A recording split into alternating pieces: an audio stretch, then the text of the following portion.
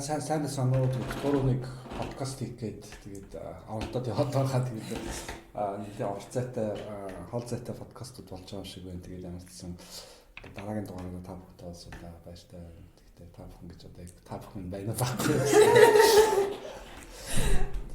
Дими биш нэг удаан гэдэг. Тэр харин удаан slow podcast юм шиг оруулах юм. Тэр нэг тиймэрхүү байна. Тэгээд энэ удаад болохоор зэрэг бас Монголын нийгэмд одоо шин биш мөртлөө бас шин ч юм уу ямар томьёоны хувь шин гэхдээ аль тэр спайсаар ирсэн ч юм уу токсик маскулинити гэсэн сэдвээр бас ярилцах болно. Тэгээ яг энэ манай подкастын зорилго бол нийгэмд болж байгаа үйл явдлыг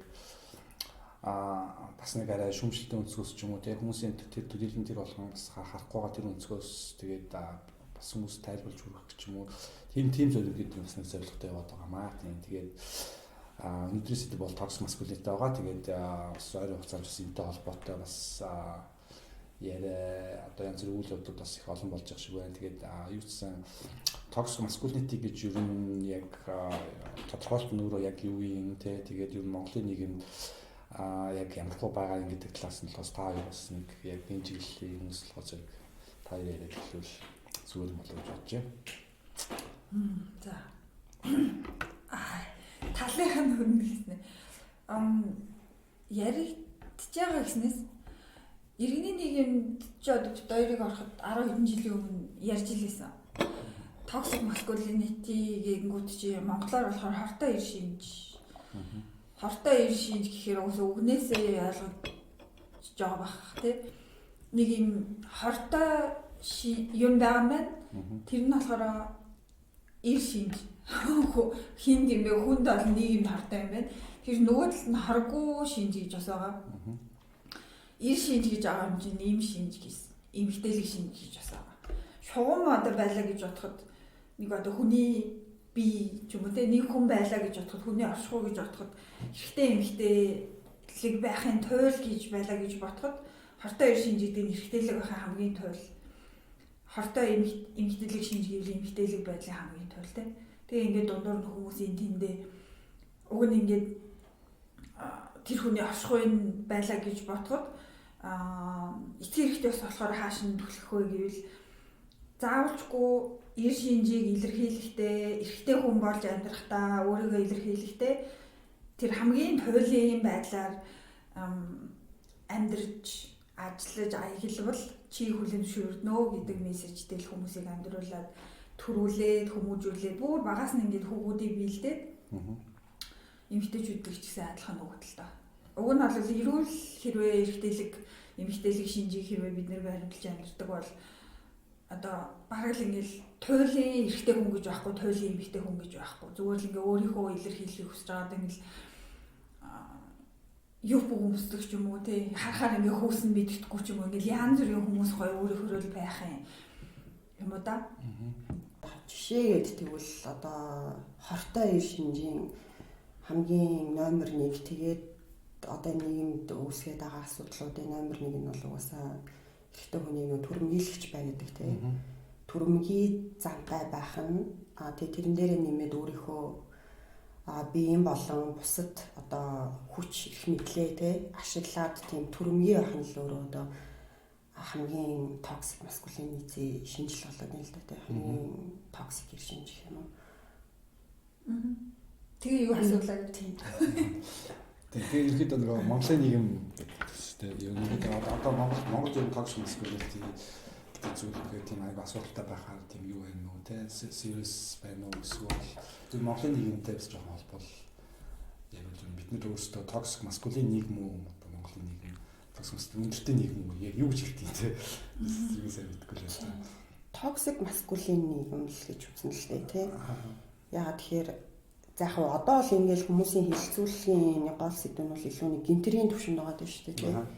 Хүчний гинт хэрэг гэдэг. Эсвэл гэр бүлийн хүчирхийлэл ч гэдэг юм да энэ гинтерийн төвшөнд бүр одоо зөрчилдөлттэй дэргүү хуулаараа хуульчлагдаад ингээ буруу зүйл гисэн юмн дээр ч хүртэл хүмүүс тэрийг авч хилэлцээд буруу зөвийг нөгөө нэг суртахууны одоо юу хийхтэй анализ хийхтэй тийм яг жинхнээсээ тэр ихтэй юм бас буруу байсан уу үгүй юу энэ төр гэл юм нэг юм эргэлзээнүүд яваал эсвэл бүр өмөөрдөг ч юм уу те ийм юм байгаад энэ гэдэг чи өөрөө нэг юм өөр амар токсик юм гэсэн үг байхгүй. Тэгээд токсик маскулин шинж чанаруудыг одоо токсик эр шинжийг илүү өөгшүүлсэн тийм нэг юм байна гэд үзэж байгаа л та. Тэгэнгүүт чинь болохоор одоо бусад ингээд илүү их зүгээр зохицуулагдаагүй ч гэдэг юм уу те нэг одоо нийгмийн хэмжээнүүд биш үү те тэгэл тэр нь одоо хувийн түвшинд найз нөхдийн гэр бүлийн түвшний за тэгэл нийгмийн амьдралын түвшний эсвэл улс төрийн түвшний гэх юм уу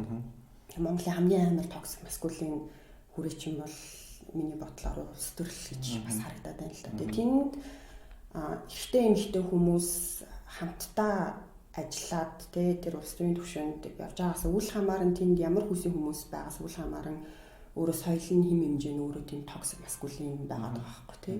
Тэгэл наад зах нь ингээл харахад чинь тийшээ орсон эмэгтэйчүүд яаж аяглаж ийн ямар одоо нийгэмд тэр хүмүүс мессеж өгч ин тэр хүмүүс их мэдлээ эмэгтэйчүүд нь ч гэсэн тэр их мэдлээ батлахын тулд ямар шүү одоо хэрэгтэлэг шинж чанаруудыг гаргаж ийн энэ гэл те бас харвал угаасаа нүдэн дээр илхэн л юм л да янз янзын улс төрийн нөхцөл байдлуудыг ч гэсэн харахад эмэгтэйчүүд нь өөрсдөө зүгээр нөгөө бидний одоо феминист хүрээлэлт дэлхийд даяар яригддаг л да тийм эмэгтэйчүүдийг улс төрчин эмэгтэйчүүдийг болохоор юу бүг өмссөн хэрэгтэй гэж нэрлэдэг те тэгэхээр ер нь бол ингээл манай нийгэм тэр чигтэл токсик маскулин байгаа.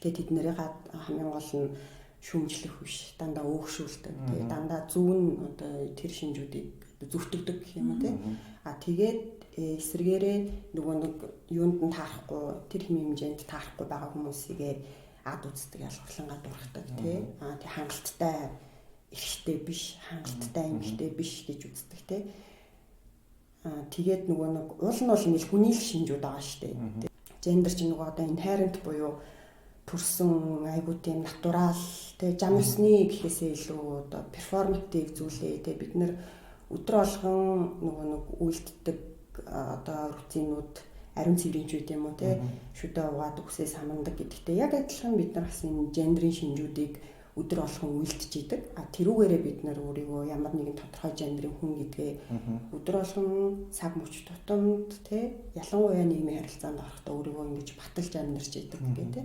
тэгээд тэр нь нийгэмд ямар нөлөө үзүүлж ийн гэдэг юм уу ер нь хортой л байгаа байхгүй тий. Тэгэл наад зах нь бол тэгэл зөндөө олон хувь хүний төвшин бол сэтгэл зүйн асуудлууд байна тий. Өөрийгөө бүрэн дүүрэн одоо өөрийнхөө илэрхийлэх үгс болоод тий. Зөндөө олон бариг баригдсан тий баригдмал гэж бид нар ярьдэн шүү дээ. Тэгэхээр тэр хэм хэмжээнүүдэд баригдсан байгаа.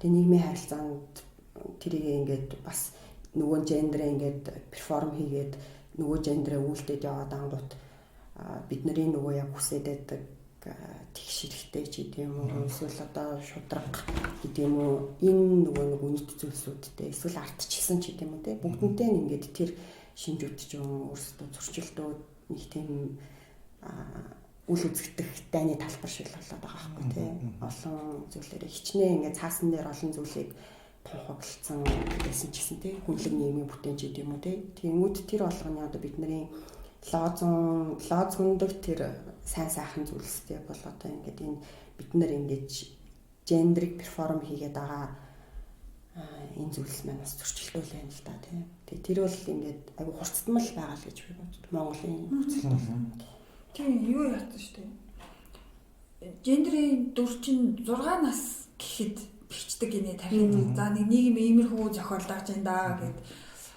тэгсэн чинь манах би ч 2 хүүтэй штэ манай 2 хүү тэхгүй нэг орой унтах га тоглож ирсэн үү зүгээр ингээд тоглож ирсэн үү гинт ингээл яснаа охин шиг гэл бибинаа тэгэл тэгснэ бибинийгаа ингээд шоолоод тэгсэн тэрэндээ ингээд охин шиг гингүүд амар доош нь хийлгүүлээд тэрэндээ ингээд уурлаа сүлдээ зодолтоо сонсохгүй юу бага нь одоо 6 орж байгаа штэ. Тэгэхээр би хоёлаа гол натаа унтах гад тэр өрөөд байж байгаа. Тэгээд би тэр ингээд доргоо өрөөд.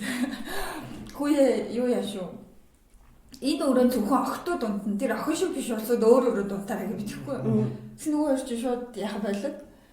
Шууд ингээд байлаад зүгээр ингээд ингээд одоо өрөөнд байгаа эмэгтэйлийн уур амьсгалтай баг ингээд нийлээд хүлээн зөвшөөрөд дугаалаад яаж байгаа хгүй шууд ингээд инээгээл тэнгуүч ингээд тийм багасаа том нь 10-та бага нь 6 хүрж байгаа.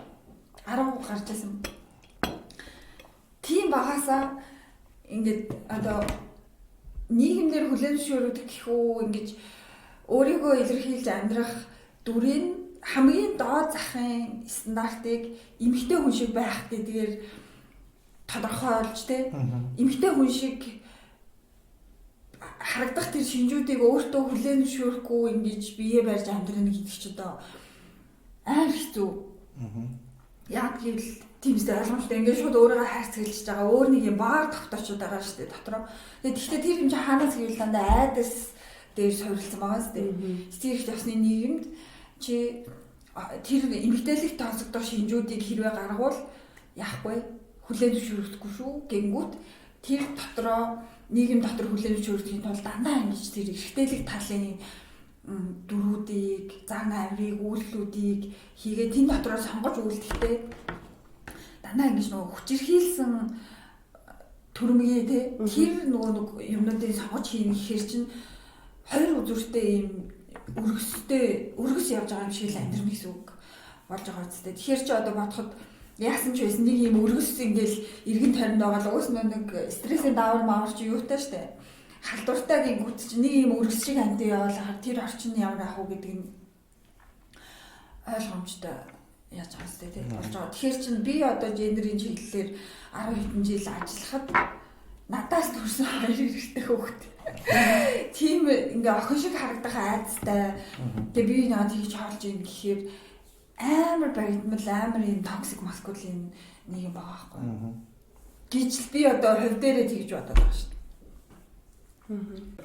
Угаасаа нөгөө энэ сэдвийг бас нөгөө сонгодын сэдв подкаст хийж яг тэр айл намар ярьсан. Тэгэхээр намар ярьж байгаа үед нөгөө No Other Choice гэдэг кино гарч ирсэн. Тэгээд надад би болохоор тэр киног үзчихээс ануг илэрт энэ подкаст хийвэл энэ сэдв хийж болох юм байна. Тэгээд энэ киногоос үзээрэй гэдэг тэгсэн. Тэгээд та хоёрын үед бас яг энэ киног үзсэн гэсэн. Тэгээд бас ер нь toxic masculinity-тэй ч юм уу те ер нь одоо бидний ярих гэдэг сэдвтэй энэ кино яаж холбогдож болохоор надад бол бас нэлээд олон талаар холбогдож болохоор тийм кино шиг санагдсан. Тэгээд тестгэлээ нэг хуваалцуулаа. Бид хоёр ч даалгавар аваад үзсэн. Тийм мэдээж хэрэгтэй тэрийг сайхан enjoy хийж үзсэн. Угаасаа одоо найруулагч ахын гэсэн юм уу дараагийнхны ажлыг уусаа хүлээж исэн. Хүлээлттэй киносэн шүү дээ тий. Тэгээд үзсэн ерөөдөө айгуу тийм том суур нөгөө нэг нийгмийн шүүмж авч байгаа байхгүй тий. Тэр зөвхөн нэг өөр одоо солонгосын өөрийнх нь нийгмийнч биш. Ерөөдөө л тий дэлхийн одоо тий капиталист тогтолцооны капитализмын шүүмж гэх юм уу да тий. Тийм шүүмж авч ирсэн. Тэгээд тэр одоо олон лайн л байх шиг байсан л дээ. Олон зур тэмд чинь явж байгаа юунууд байгаа. Лайнууд байгаа. Тэгээд тэр дунд нь бол мэдээж хэрэг тэр маскулинизм гэдэг бол хамгийн том асуудал нь бол тодорхой. Тэгээд бас эдийн засгтай бас айгүй холбоотой тий. Тэр киноны нөгөө нэг шугам нь үндсэн шугам нь болохоор тэр нөгөө эдийн засгийн тэр тогтолцоонд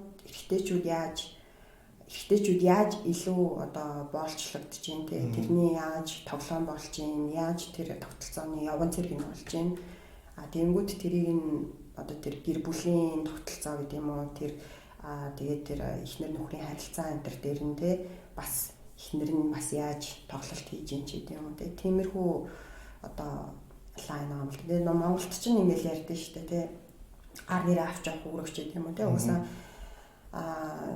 патриарх тогтолцооны хамгийн гол шинж нь бол бүхний орой дээр нь бол эр хүн байна. Тэгээд тэр бол айгүй өндөр чадамжтай гэр бүлээ авч явдаг, мөнгө олдог хамгийн гол шинж чанар нь бол мөнгө олдог. Эцэг их мэдээ ирчүүд байх байна. Ирчүүд байна. Тэгээд тэр нь бол зөвхөн гэр бүл дотор биш, бас нийгэмд ч гэсэн яг адилхан тийм эрэгтэйчүүд эдийн засгийн эрх мэдлийг барина. Тэгээд улс төрийн гол шийдвэрүүдийг бас эрэгтэйчүүд гаргана гэдэг нэг юм аксиомтой гэх юм тогтолцоо шүү дээ. Тэгэл тэрэн дээр бол одоо ингэ хүмүүс бас монголчууд кино ярьж өгöd байдаг янз янзын юмнууд дээр тий контентууд дээр бас ярьсан юм шиг үлээ л дээ. Тэгэл эрэгтэйчүүд хэрхэн яаж гэр бүлийнхаа төлөө зовж байгаа ч гэдэм үү те. Тэр нь бол яг наадлын нэг арай шаалгаж юм уу гүхэн дүгнэлт нь л баг. Цагийн цаанаа болохоор тэр чинь зүгээр тэр нэг тогтолцооны нэг л явган зэргийн амьдралаар те цаана нь шүүмж яваад байгаа хэрэг байсан л та. Яг нөгөө нарийн юунууд гэхээр үйл явдлууд гэхээр одоо баг би чинь нөгөө кино сандахтай амар юм болохоор мартчихжээ. Яг тийм нэг маскулин шинжийн талаар ч гэдэг юм уу те. Юу ч гэсэн эрэгтэйчүүд хоорондоо өрсөлдөд байгаа шүү дээ. Бас тэр кинонд чинь хамгийн гол шинж нь тэр нэг үйлдвэрийн мастерууд нь бүгдээрээ эрэгтэйчүүд байдаг те. Тэгээд тэр эрэгтэйчүүд хоорондоо өрсөлдөж байгаа. Тэнгүүт нэг ард нь нэг сайнаарч байгаа мууарч байгаа нэг юм шүрүү хүчин эмэгтэйчүүдтэй ардлт нь ингээл шүрүү бүтээл байгаа нэг тийм юутэй тий. Би одоо чинь тэр киног яагаад нэг энэ сэдвээр л холбоё гэж бодсон бэ гэвэл одоо нэг Монгол болж байгаа ихэнх юм нэг энэ toxic masculinity гэсэн юм үг ашигласан одоо нэг юм хилцүүлгүүд тэ яг хөө бинтэж чинь дийлэгтэй эмэгтэйчүүдийн зүгээс ингээд гардаг тэ гарахтаа ерөөдөө дийлэгтэй сая ойрын хугацаанд болсонтой адилхан гэдэг ч юм уу юм гэр бүлийн хүчирхийлэл гэдэг юм уу эсвэл тэ эмэгтэйчүүдийн эсрэг гэмт хэрэгүүдийн үеэр ингэж айгүй юм toxic masculinity гэсэн айгүй сэдвийг хүндж ирээд байдаг байхгүй. Надаа яг мэдээж хэрэг одоо юу гэдэг тэр хэрэгүүдийн ч юм уу энэ бүхний ингээд шалтгаан нь бол toxic masculinity юм. Гэхдээ нөгөө нийгэмд ингэж үндсэн нөгөө нэг хилцүүлэг болоход дан ийм байдлаар ингэж хандаад байгаа нөгөө нэг эрчүүд өөрсдөө нөгөө нэг toxic masculinity гэдэг үг гарангуут ингэж өөрсдийнх нь эсрэг ийм дайралттай ирж байгаа юм шиг тэгж хүлээж авах гэдэг. Гэхдээ болохоор зэрэг миний харж байгаа нь болохоор өөрсдөө toxic masculinity-ийн хохирчны өөрсдөө ирчүүч гэсэн аюулх болдог. Тийм болохоор зэрэг та нар ч гэсэн бас яг энэс болж өөрсдөө бас зов зүүж чааш шүү гэдгийг бас харуулахын тулд арай өөр талаас буюу яг энэ нөгөө дэжрэстер харуулж байгаа шиг яг иймэрхүү хэлбэрээс нь бас илүү тайлбарлуул одоо ирчүүдийн хувьд арай илүү эргээр хүлээж аваад бас өөрсдийнхөө үзэл бодол хандлагыг бас баг зэрэг өөрчлөх боломжтой ч юм болов уу гэж бодлоо л да. Яг нь ерөнхийдөө нөгөө нэг одоо нэг юм toxic masculinity femininity чинь ерөнхийдөө нэг юм хүүсийг айгу хатуугаар хуваагаад эрэгтэй эмэгтэй гэсэн хатуу хуваагаад тэгээд аль алинд нэг юм тодорхой хэмжээний үр хөдийг юм оноож өгч байгаагаас ерөнхийдөө үүсэж байгаа шүү дээ. За юу гэдэг Монголын ерөнхийдөө generally эрэгтэй хүн бол одоо гэр бүлээ одоо хангалуун амьдрах мөнгө олох те ерөнхийдөө гэр бүлийн хэрэгцээ хангах зорилго нь за гэр доторх одоо гэрийн цэвэр байл хүүхэд мөхөд өсөх гэдэг юм уу гэрийн ажил болгох зэрэг илүү эмэгтэй хүний хийж чаддаг ажил гэж юм. Ингээд ерөнхийдөө хуваачдаг. Тэнгүүд энэс болоод яг одоо ингээд манай зарим найзууд ч юм уу ерөнхийдөө ингээд бас Монгол ирчүүдийн дунд байж байгаа юу харах чинь тэр ингээд нөгөө гэр бүлийн юм хангалуун атайхан амжуулах ёстой гэсэн тэр зорилго нь биелж чадахгүйгаас болоод ерөнхийдөө өөрсдөө их шаналж зовдөг. Тэгтээ харамсалтай нь болохоор тэр зорилго нь өөрөө нөгөө капиталист нийгэмд өөрөө ямар ч биелэх боломжгүй. Ягаад бол капиталист нийгэмд эдийн засгийн хувьд одоо ингэж бүрэн юм хангалттай байх боломж бол ерөөсөө байхгүй. Ягаад гэвэл банк одоо бидний шинэ хэрэгцээ шинэ одоо хэрэглээ одоо шинэ бүтээгдэхүүн юм маруу хэрэгтэй банк одоо чи ийм болох хэрэгтэй гэсэн нэг тийм зүйл рүү шахаж явдаг. Тийм болохоор зэрэг байгаа байдалтай тэр хүнийг угаасаа сэтгэл хангалуун амьдрах боломжгүй болгоод заавал ч нэг урд нь нэг ийм мөрөөдөл маягийн зүйл ингэж асааж өгөөд гэхдээ тэр нь хэзээ ч хүрэхгүй за хүлээ гэж бодоод дараах сурд гэдэг юм. Иймэрхүү мөр аваачаад тэгээд энд хүрэх гол зорилго нь өөрөө чи юм шүү гэсэн тэгээд эрэгтэй хүн юм шүү гэсэн нэг ийм үүргийг амаагаад өгчдөг. Тэгээд ерөнхийдөө яг энэ нэг юм Азийн нийгмүүд болохоор зэрэг ялангуяа бас арай илүү түгээмэл ах шүү байна. Тэг яг барууны нийгмүүдэд бас янз гайг ах шүү. Бас янз зохтой. Зүгээр киноны өрч гэсэн яг энэ нөө солонгос кино солонгос ч нь бол ерөнхийдөө Азитай солонгос хоёр ч нь бол бараг хамгийн бачаарах эрэгтэй хүмүүс нь ерөнхийдөө ажил хийдэггүй те. Тэгээд эрчүүд нь ерөнхийдөө яг гэр бүлээ авч явдаг гэсэн яг энэ тогтолцоотой. За Монголд бол бас нэг юм эдийн засгийн төслүүд бас тэр хоёр төрийг болохоор ягаад ч ганцхан хүмүүс бүтэн гэр бүлийг болохоор эдийн засгийн юм хангах боломжгүй болохоор яг хоёулаа ажил хийх нь болохоор зэрэг илүү түгээмэл байгаа юм л да. Тэгээд хоёр болохоор зэрэг бас яг ингээд toxic masculinity ингээд бид нэр ярихдаа болохоор зэрэг хөвчлэн ерөөдөө бас нэг юм ирчүүдийг буруутгаад байдлаар бид бас ингээд ярьдаг. Нөгөө талдаа болохоор зэрэг миний ирчүүдийг одоо буруутгах ч юм уу эсвэл нэг юм хувь хүний нөгөө нэг төвшөнд ярих гэдэг л та.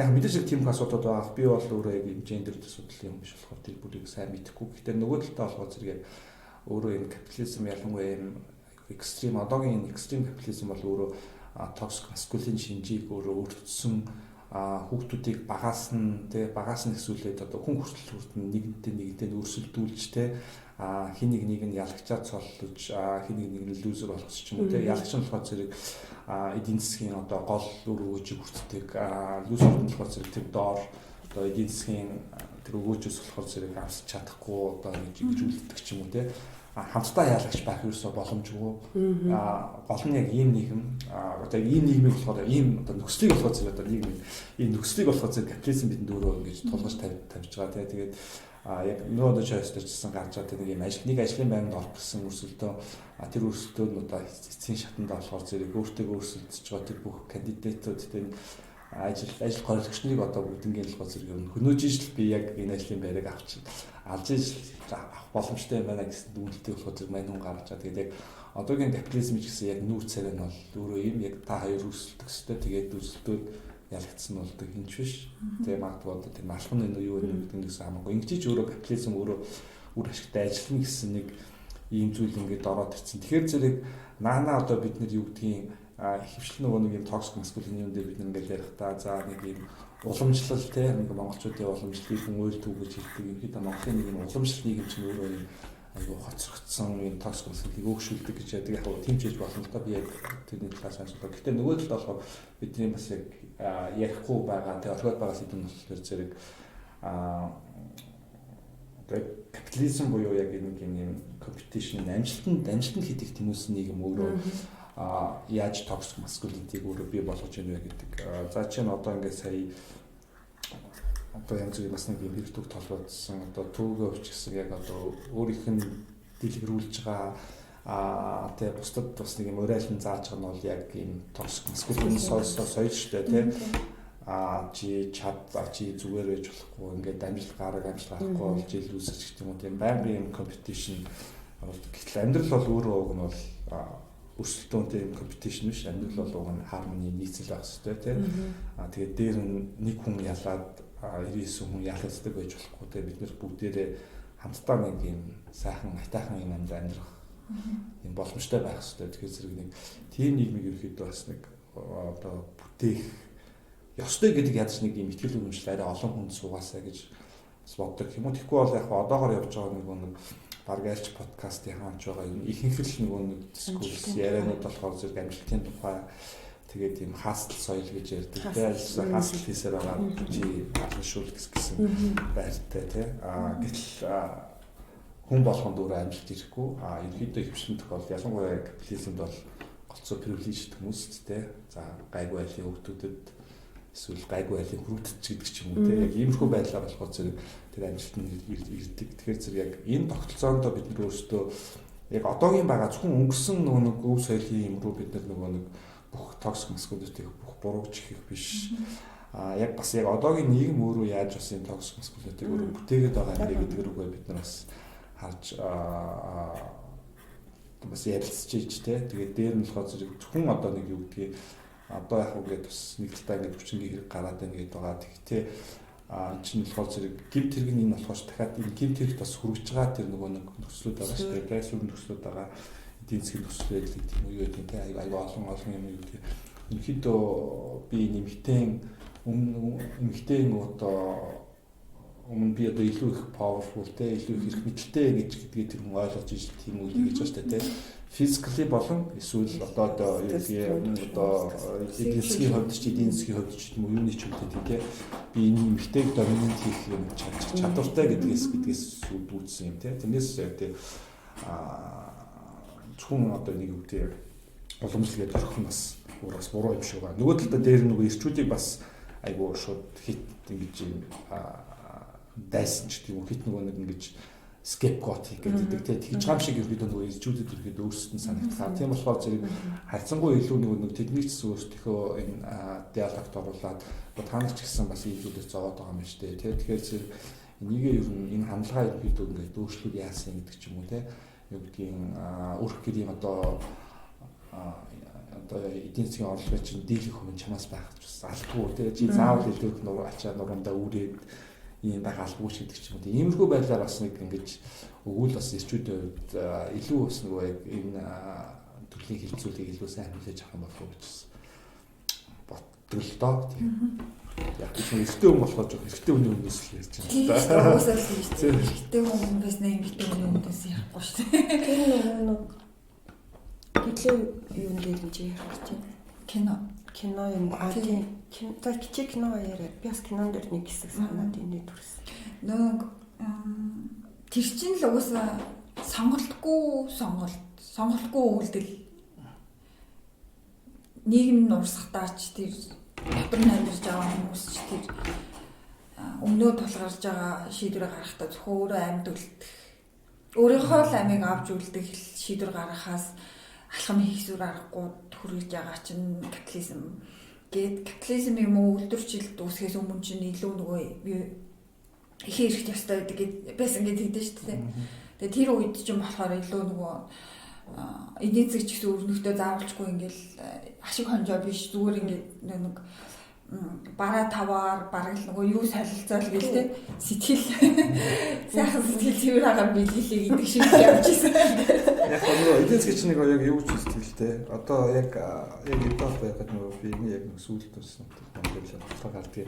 Нөгөө Адам Смит ч болохоор зэрэг ерөөдөө нөгөө бидний ингээд бүгдний нөгөө хитдэг одоо эдийн засгийн үйлчлэгээ онлооч нь болохоор зэрэг мөнгнөөс өмнө ерөөдөө бараа таваар агаад тэгээд бараа таваараа хоёр хүн солилцоод нэг нь гутал хийдэг хүн байж байгаа, нэг нь талтчин байж байгаа. Тэгээд заавал гутлаа талхаас болоод гэхдээ яг тэр хоёр хүн хоёулаа райцнаал тэгээд айцнаалаа тэгээд ашигын төлөө хин хэд ашигтай байх нь төлөө сонголт хийсээр байгаад энэ нийгэмч өөрөө бүгдээр ашигтай болох юм байна гэсэн ерөөдөө мань хүн нэг тийм онол гарсан шүү дээ. Гэхдээ энэ бол 1700-аад оны үеийн юм. За үүнээс хойш тэгээд дээр нь яг энэ онолыг гаргаж ирэх үе эдийн засгийн гэдэг чинь бүтээрээ цагаан тэгээд дээр нөгөө бүтээрээ язгууртан баян тэгээд Европын эрхтэй хүмүүс байгаа байхгүй юу?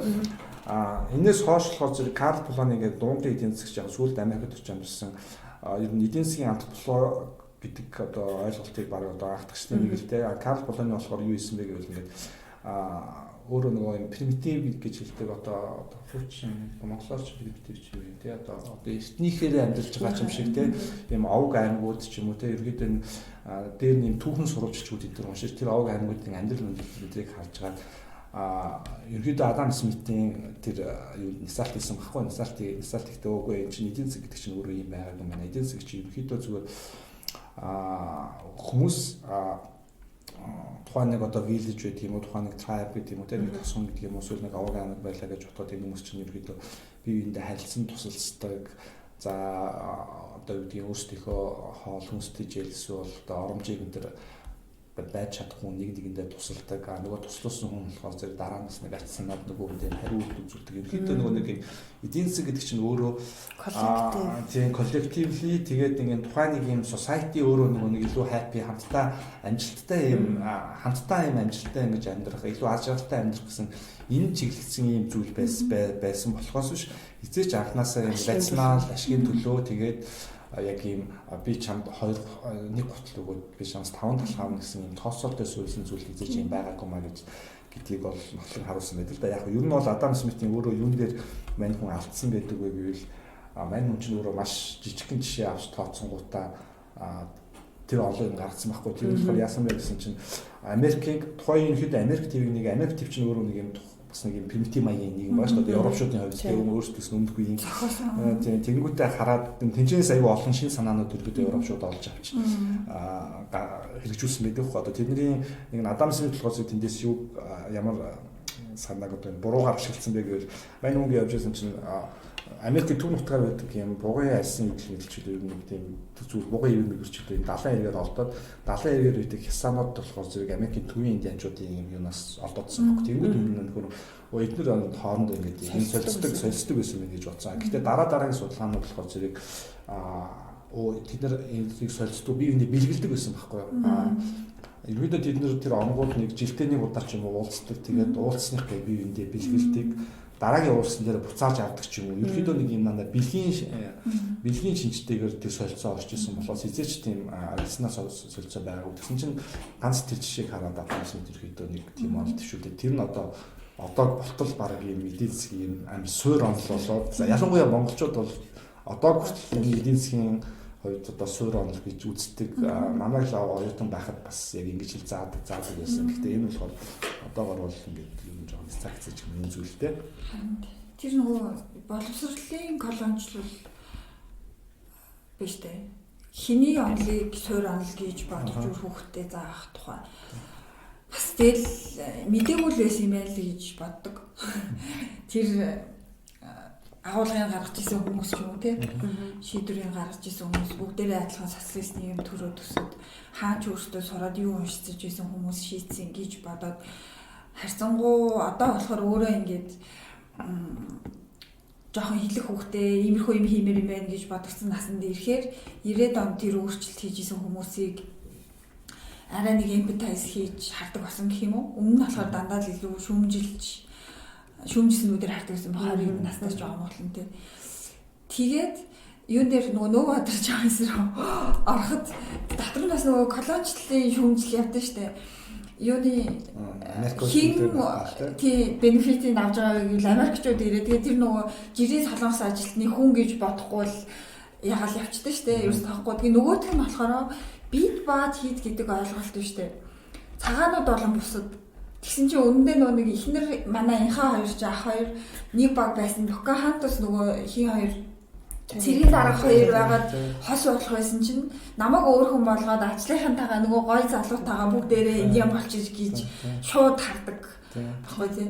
Тэнгүүд эн чинь нөгөө нэг ингээл баруун зүүн өмнөд дорнцын амар юм ялгаа сэтгэлгээний ялгааг амар гоё надад харуулсан юм шиг санагдчихсэн. Тэгээд эцгийн эрэгтэй орч гэсэн адилхан юмыг бид нарт хийж байгаа.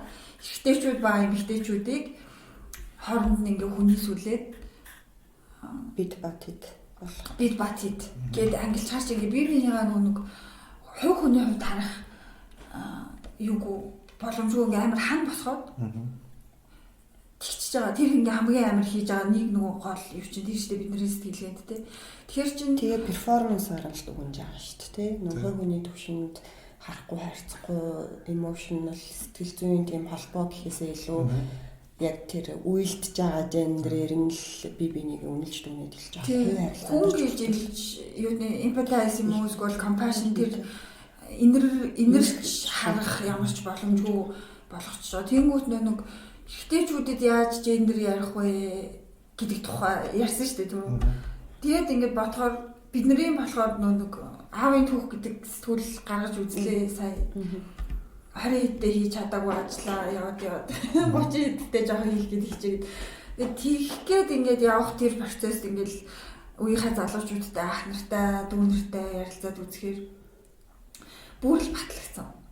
Амар их хоорондоо ярилцах хэрэгтэй байсан байна. Энэ сэдвээр ярилцах хэрэгтэй байсан байна. Гэхдээ одоо хүртэл тийж чадаагүй, хараахан чадаагүй байсан юм байна. Тэгээ ярих тусмаа бид нар ч бүгдээрээ л адилхан хүн байсан байна. Одоо ингэ сонсоход амар энгийн юм шиг мөртлөө нийгмийн хилцүүлэг болохоор гендерийн юм уу ортой ир шинжийн чиглэлээр хилцүүлгүүд иймэрхүү төвшөнд яг явж байгаа юм байна гэж би болохоор бодож байгаа байхгүй. Тэгээ энэ юм чинь нэг улс төртэй юм уу эдийн засгтай холбоотойгоор тэгж нөгөө бусад нөгөө хүмүүсээ эсвэл нийгмийн бусад анги бүлгийг инэрч хандахгүй хүн гэж бодохгүй хүмүүс шийдвэр гаргахаар ганцхан нөгөө Адам Смит шиг тэр хүний шийдвэрнд амьдрал нь харж байгаа өнцөг нь өөрийг нь л дагж ирэж байгаа байхгүй.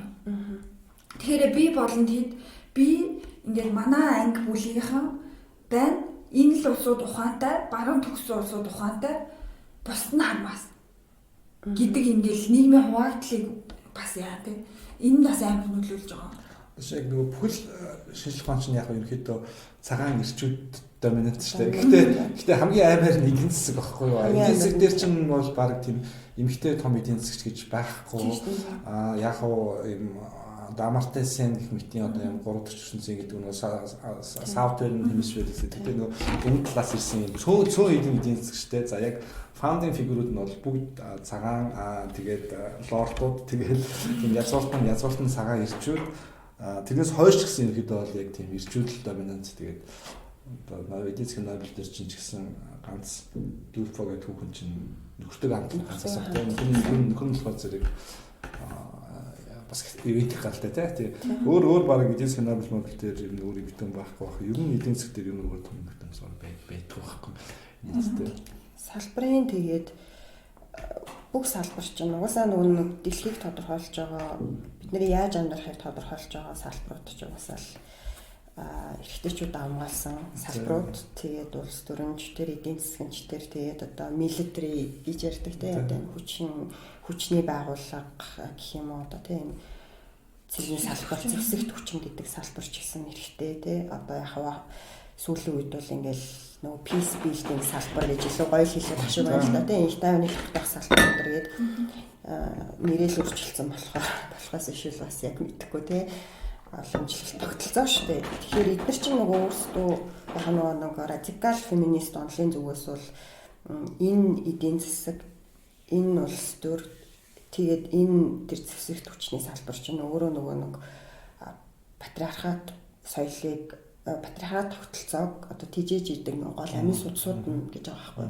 Тэгээд эднэрийг хэрвээ тэгээд аль нэг юм ч юм эсвэл ингээ урсгалыг нь багасгаад зүгээр төр судсыг тасалж чадвал угаасаа хамтдаа нуурж унана гэж байгаа. Ингээд энэ дөрөв юм чинь ингээ хамтдаа нуурж унана. Тэрнээс шүүхийн хизээч нөгөө эднэрийг хооронд нь тус нь авч үзэх ямар ч боломж байхгүй гээд.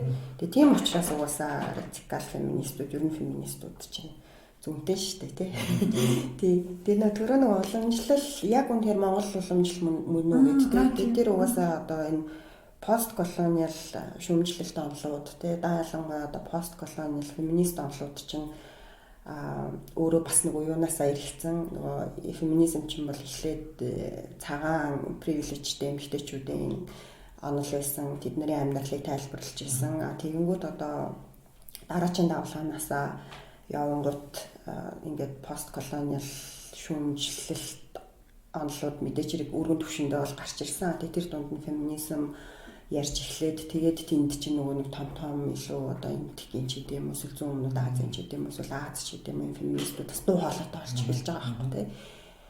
Тэгэнгүүт ингээд одоо үүд чинь феминизм барууны гэж тэгдэг. Яг үнэндээ зүгээр өөрөө өөрсдийнхөө амьдралд дүүн шинжилгээ хийж байгаа Монгол эмэгтэйчүүд бол Монгол феминизмыг бүтээж байгаа байхгүй тий. Бид нар бол Монгол феминист онолчтой болоход бүрэн боломжтой л гэсэн үг байхгүй тий. Тэгээд нөгөө нэг 90-ад феминист онолчтой байсан. Тий. Тэгэнгүүт нөгөө нэг 90-ад оноос хойш угаасаа ингэж үүссэн нөгөө шин тутам гэх юм уу хаанаас гарал нь мэддэхгүй янзын үгнүүд тий. Ялангуяа нөгөө гендертэй холбоотой үгнүүд байна тий. Тим юмнууд бол ингэж зөндөө нэг домог шиг яригдалтай тэгэл уг нь хуучин угаасаа байсан юм шиг юмнууд яригдал. Тэгээ юу гэдэг лээ нөгөө нэг эмэгтэйчүүдийг сартаа нэг удаа гүүх ёстой ч гэдэг юм тий. Тэр бол яг үнэхээр Монгол уламжлалд хөөгөөд үзвэл тун хэрэгцээтэй байхгүй тий. Гэх мэтчлэн за тэгээд яхав юм хүмүүсийн хамгийн сайн мэддэг нөгөө нэг ирмууч юмэн дээр эсвэл эмэгтэйчүүд урт төслөө хамаахан тавьж идэм үү тий. Тэд нар ч бас айгүй тийм яг насын тооцол бол айгүй тийм бага настай хизээч 1000 жил мэл бол биш л байгаа байхгүй тий. Тэгээд нөгөө нэг одоо чинь нууц хүчин төвчөг уншаач нь бол ингээл эмэгтэйчүүдийн үүрэг барайлал болоос нэлээд томроо харагддаг шүү дээ тий. Тэгэхээр зэрэг бас нэг талдаа ч том руу харагдаж байгаа. Нөгөө талдаа ч бас ингээд юу гэдгийг баруун нийгмээс ялгаатай нэг чинь нэг одоо зүч одоо чинь Чингисийн хүмүүнөө гэсэн эвэлзээтэй байсан ч гэсэн Чингис бол ингээд зөвөрийнхөө хүүхдүүдийн нэг гэдгийг хөтөлсөөрөл тий яг ингээд түн донод газар оноож байгаа гэдэг ч юм уу эсвэл Чингис хааны тэр багттайгаа харилцаа эсвэл ээжтэйгээ харилцаа тэгээ ботхоор чинь бол яг тухайн үеийн барууны нийгэмтэй харьцуулбал нэмэгтэйчүүдийн оролцоо бол Монголын нийгэмд өндөр байсан. Прогрессив байсан гэж байхгүй тийм нүүдэлчтэй онцлог гэдэг юм яа гэдэг тийм. Нөгөө талдаа чинь бас ингээд би нэг өмнө нэг тийм сонирхолтой яаж хийсэн. Яг шууд тэрүүг нь одоо тухайн улсын нэмэгтэйчүүдийн эрх ямар байгааг хэмжин хаашаа чинь гэхдээ одоо чинь нөгөө self made millionaire буюу тэ өөрөө сайтан болсон эмэгтэйчүүдийн тоогоор хятадч аяга олон юм байна л да 40 ч юм уу. За тэгж Япон солонгос байдаг юм байл л да. Баг солонгос Японд нийгэм их ч гэлүү аймаг баг ганц мац байдаг ч гэлүү. Тэгснээр солонгос бүр байдаггүй ч гэлүү. Гэхдээ тэр чинь нэг миний баг 10 жилийн өмнө уншижсэн ном баггүй. Одоо нэг хятад эдийн засаг одооныхоос илүү жижиг Япон солонгос эдийн засаг илүү лаг байх үед ч юм уу тийм. Тэнгүүт чинь яг бас нөгөө нэг тэрийг юутай холбож тайлбарлах юм бол коммунист социалист байсан тэр легаሲтэй холбоотойгоор юм хэд хятад бол эмэгтэйчүүд нөгөө эдийн засгийн харилцаанд болохоор илүү идэвхтэй оролцдог. Японы солонгостой харьцуулахад монголчуудын хувьд болохоор бас нэг энэ социалист байсан юм бас нөлөөтэй юм аа эсвэл бүр тэр хүчний төвүүдийн солонгос нөлөө байдаг юм яг ямар ч нэг юм эдийн засгийн харилцаанд болохоор зэрэг бас илүү идэвхтэй оролцдог. Илүү идэвхтэй оролцдог болохоор зэрэг юу юмсан солонгос Японд харьцуулахад одоо тийм 100% нөхрөөс эдийн засгийн хувьд хараад хүмүүс цөөхөн те ямар ч гэсэн те ерөөхдөө дээд бараг илүү эдийн засгийн хэлэх мэт илүү юм байна мэдээж үү талбай ч юм уу тэрс. Тиймэрхүү бас яг уу ингээд онцлогдсон магадгүй байх шиг байгаа. Юу ч гендер чинь нөгөө нэг юу яагаад явна шүү дээ. Өөрчлөлтөд явна. Уус нийгмийн хөгжлөд байгаа. Гендер гэж ийм юм аа, эр шинж гэж ийм л эрэгтэй төгс ирхэн, ийм л эмэгтэй төгс эмэгтэй хүн гэдэг чинь өөрчлөгдөөл явсаар тий эдийн засгийн одоо нөхцөл байдалтай юу ингээд чиглэл нь өөрчлөгдөж байгаа адилхан. Тэр нэг хавнад зүйлийн талын л болж байгаа юм л та тий. Тийм бүгд чинь социалист нийгмийн легаси биднэрт ирж байгаа нь эмэгтэйчүүдийн одоо ингээд харагдаж байгаа гудамжинд ч юм уу харагдаж байгаа тоон их сургууль дотор ч юм уу ингээд одоо нийгмийн ажлын байран дээр талбаруудад харагдаж байгаа тоон их гэхдээ эцэг хэрэгт бас манай хаачихв те хиний гарт ирэх мэдл байгаа вэ хиний нэр дээр ордер байрны ордер газрын ордер байгаа вэ ихтэй шүдэ нэр дээр байгаа хэвээрээ гэхдээ одоо энэ юмнуудыг ингээд ярахаар заавалчгүй ингээд хүмүүс болоод ээж хахад юу шинэ юм авчирч яриад байгаа юм ч юм уу эсвэл заавалчгүй бүгдийн эмэгтэйчүүдийн нэр дээр өгнө гэдэг байгаа юм биш шүү дээ те ингэж одоо нэгнийхээ үгийг тэгээд ялангуяа тэр мөнгөтэй танил талтай Улаанбаатарт тэр ордон сууж байгаа улсуудын үгээр нийгэм чиглүүлэгдэж яваад тэгээд тэр нийгмийн баялагууд нийгмийн бүлгүүдэд өөр хүүсээс хамаарад нийгмийн анги давхраг эдийн засгийн байдлаас хамаарад өөр очиж байгаа нь шударгаш байгаа тухай л ярьж байгаа. Штэ тий. Ерөөсөө эсрэг эрхт ёсыг шүүмжилж байгаа нэг эрхт ёсыг сурталчлаагүй. Тэгш нийгмийн арай нэг ингээл тэр чинь албан үгээр л яриад байгаа болохоос биш. Одоо тэр нөгөө Поланыгийн юу ядгаар хэлснээр мөнгөөр бүх юмыг хэмжмээргүй байна. Тэ бүх юмыг гендерийн хайрцагт дайрагдаж амьдрмааргүй гэж одоо ганцхан амьдрах амьдрал. Тэгээ эд наслахнаас хид хүртэл явах юм гэдэг. Дууслаа одоо энэ улсуудын зохиолыг дагаж явсараа л гэдэг тухай яриа штэ. Одоо шайгуу хамтлаж нүдтийг санах. Одоо чинь яг ингээд барууны нийгэмч гэх юм биднээс прогрессив нийгэмч нэг юм юу гардаг яг дэлхийн нийтээр бол яг юм хүн өөрөө нөгөө нэг юм эдийн засгийн үр ашигаараа ерөөдөө хэмжигддэг нэг тийм зүйл болчихлоо шүү дээ. Тэнийг болохоор зөвс хамо экономос гэж нэг эдийн засгийн хүн буюу ерөөдөө нэг хүн бол өөрөө энэ эдийн засгийн амтан иймэрхүү ингээд болж байгаа.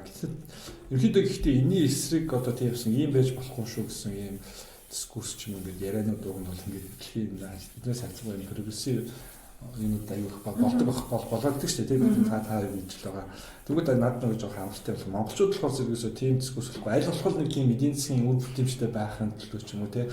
Тийш нь аюулх дайраад байдаг. Тэгээд тэрнээсээ болоод нөгөө нэг бас өөрсдийгөө нэг тийм эргэж харах юм юу болоод байгаа вэ те гэдгээ нэг тийм харахгүй хит одоо эдийн засаг гэсэн нэг тэр тооны тоо те тэр нэг Поланыгийн бас хэлж байгаа санаан дээр баггүй юм те нэг эдийн засаг гэсэн эдийн засгийн өсөлт гэдэг ч юм уу нэг юм тоон илүү чухал эсвэл тэр нийгэм society өөрөө нэг илүү аз жаргалтай илүү юм айтаахан амьдрах нь илүү чухал гэдэг те тийм нэг харилцаа байгаа гэтэл бидний хувьд болохоор зэрэг өөрсдөө ч улам бүр өөрсдөө юм эдийн засгийн хүн болгож өрөх гад өөрсдөө ч юм бүтээмжүүд эдийн засгийн амжилтаараа ч юм уу те ингэж үнэлэх гээд тийг өөрсдөө ч үсээ те тэрийг эсэргүүцэх биш одоо юу гэдэг те энэ тогтолцооны нэг юм чамааг илүү зовоож байгаа чамааг болон дэрмэн тань ч хүмүүсийг илүү зовоож байгаа энэ зүйлсийг яд эсэргүүцэх биш улам бүр тэрийг нэг юм түлхээд байдаг тэр нь бас жоохон талтай санагдаж. Тэр нь одоо юу юм шиг санагддаг шүү дээ. Одоо нөгөө нэг нэгт нөгөө нэг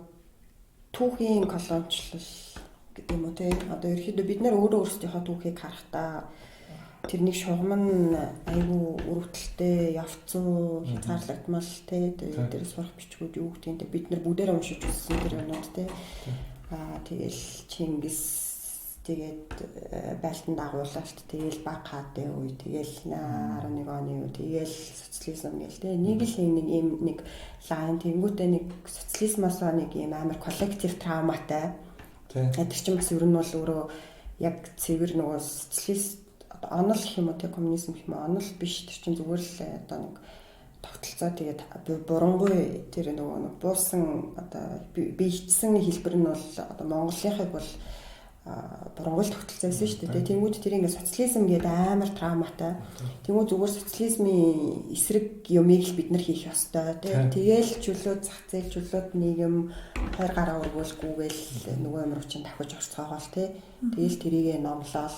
Тэгээл угаасаа тэр 90-ад оны үеийн бас нөгөө нэг энэ үндсэн хуулийн түүх тий. Үндсэн хуулийн түүхийг одоо уул нь бол ингээд түүх болгоод яриад уншаад тэр нөгөө нэг ихийг барьсан хүмүүс нь бас юу бодож ирсэн. За тэгээ дээр нь янз янзын нөгөө эдийн засгийн арга хэмжээнүүдийг автаачсан хин ямар нөлөөтэй байсан юмээс ингээд тийм юмнууд амар сонирхолтой санагдаж байгаа. Тэгвэл тэр нөгөө нэг яриа гэх юм уу айгүй л жижигэн л хүрээнд байт юм шиг байгаа тий. Ер нь их тэгэж ил surface дээр гарч ирж яригддгүү. Тэгээ тэр шүүмжүүд нь амар бага. Тэгэхэд тэгэл тий 90 онд бид нарын тогтолцоор шилжээд Америкчууд ямар нөлөөтэй байсан те барууны ертөнцийн ямар нөлөөтэй байсан эргээд бас харах хэрэгтэй ах. Тэгэхээр бүгдээрээ нөгөө бид чинь ингэж айгу юу хүмүүс хатууд нэг юм 90 оноос хойш бид нөгөө эдийн засгийн ч гэдэг ч юм уу тэрний хөгжлөөрөө бусадаас хоцрогдсонгүй байсан те одоо ч сайн хоцсонгүй байгаа те тэнгүүтээ яаж тэрэнд хүрэх үеэс хөгжил дэвшил прогресс гэдэг тэр нэг юм зүйлийг юм айгу шүтэж тэрний араас л хит ингэж явах хэрэгтэй гэж хардаг болохоос биш өөрөө нөгөө тэр хөгжил дэвшилгээд байгаа эсвэл эдийн засгийн тэр өсөлтгээд байгаа зүйл нь өөрөө ямар үнээр олдож идэггүй тэрийг олж авахдаа бид нар бас юугаа алдж идэггүй те хүмүүсийн амьдрал өөрөө яаж энэ дунд өрөвддгүү эсвэл ямар трама үүсдэг гэдгийг л бид нэрээс өөрсдөө олж харалгүй ингээд явцсан.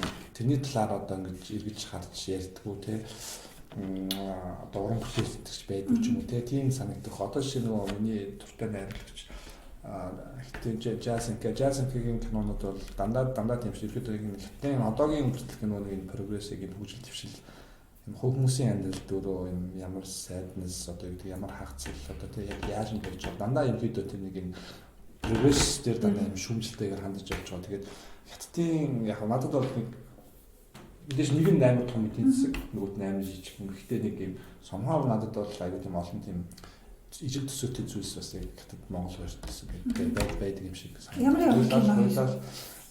Социалист ус байсан. Тэгэл за хятадыг 80-аад оноос эхлээд либералчлал эхэлж байгаа. Монголчууд бол 90 онд ингээд бүх нийгмээ солиод ингээд өөрчлөлт гарч байгаа. Яг нь киноны дээр бол платформ тэгээд world өөр чинь юу лаа pickpocket тэгээд халаасны хулгайч платформ.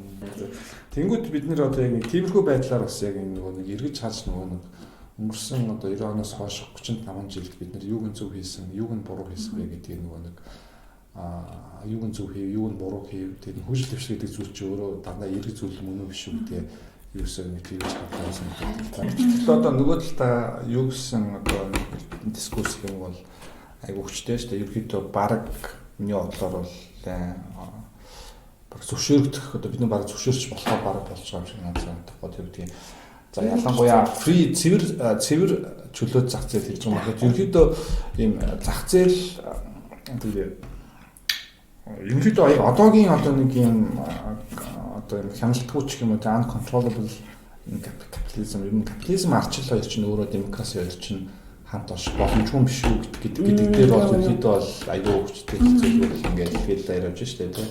Ерөнхийдөө капитализм чинь өөрөө ардчлалыг юу юм шүү ардчлалын дайсан юм шүү тийм. Яг одоогийн ямаараа ингээд дөрнөд явж байгаа байдлаараа тийм энийг болохоор зэрэгтэй тийм Америкч тийм өөр бид нар ингээд ийм суудын жишээн дээр бол бас ингээд харах бас аюул боломжтой байна шүү дээ тийм.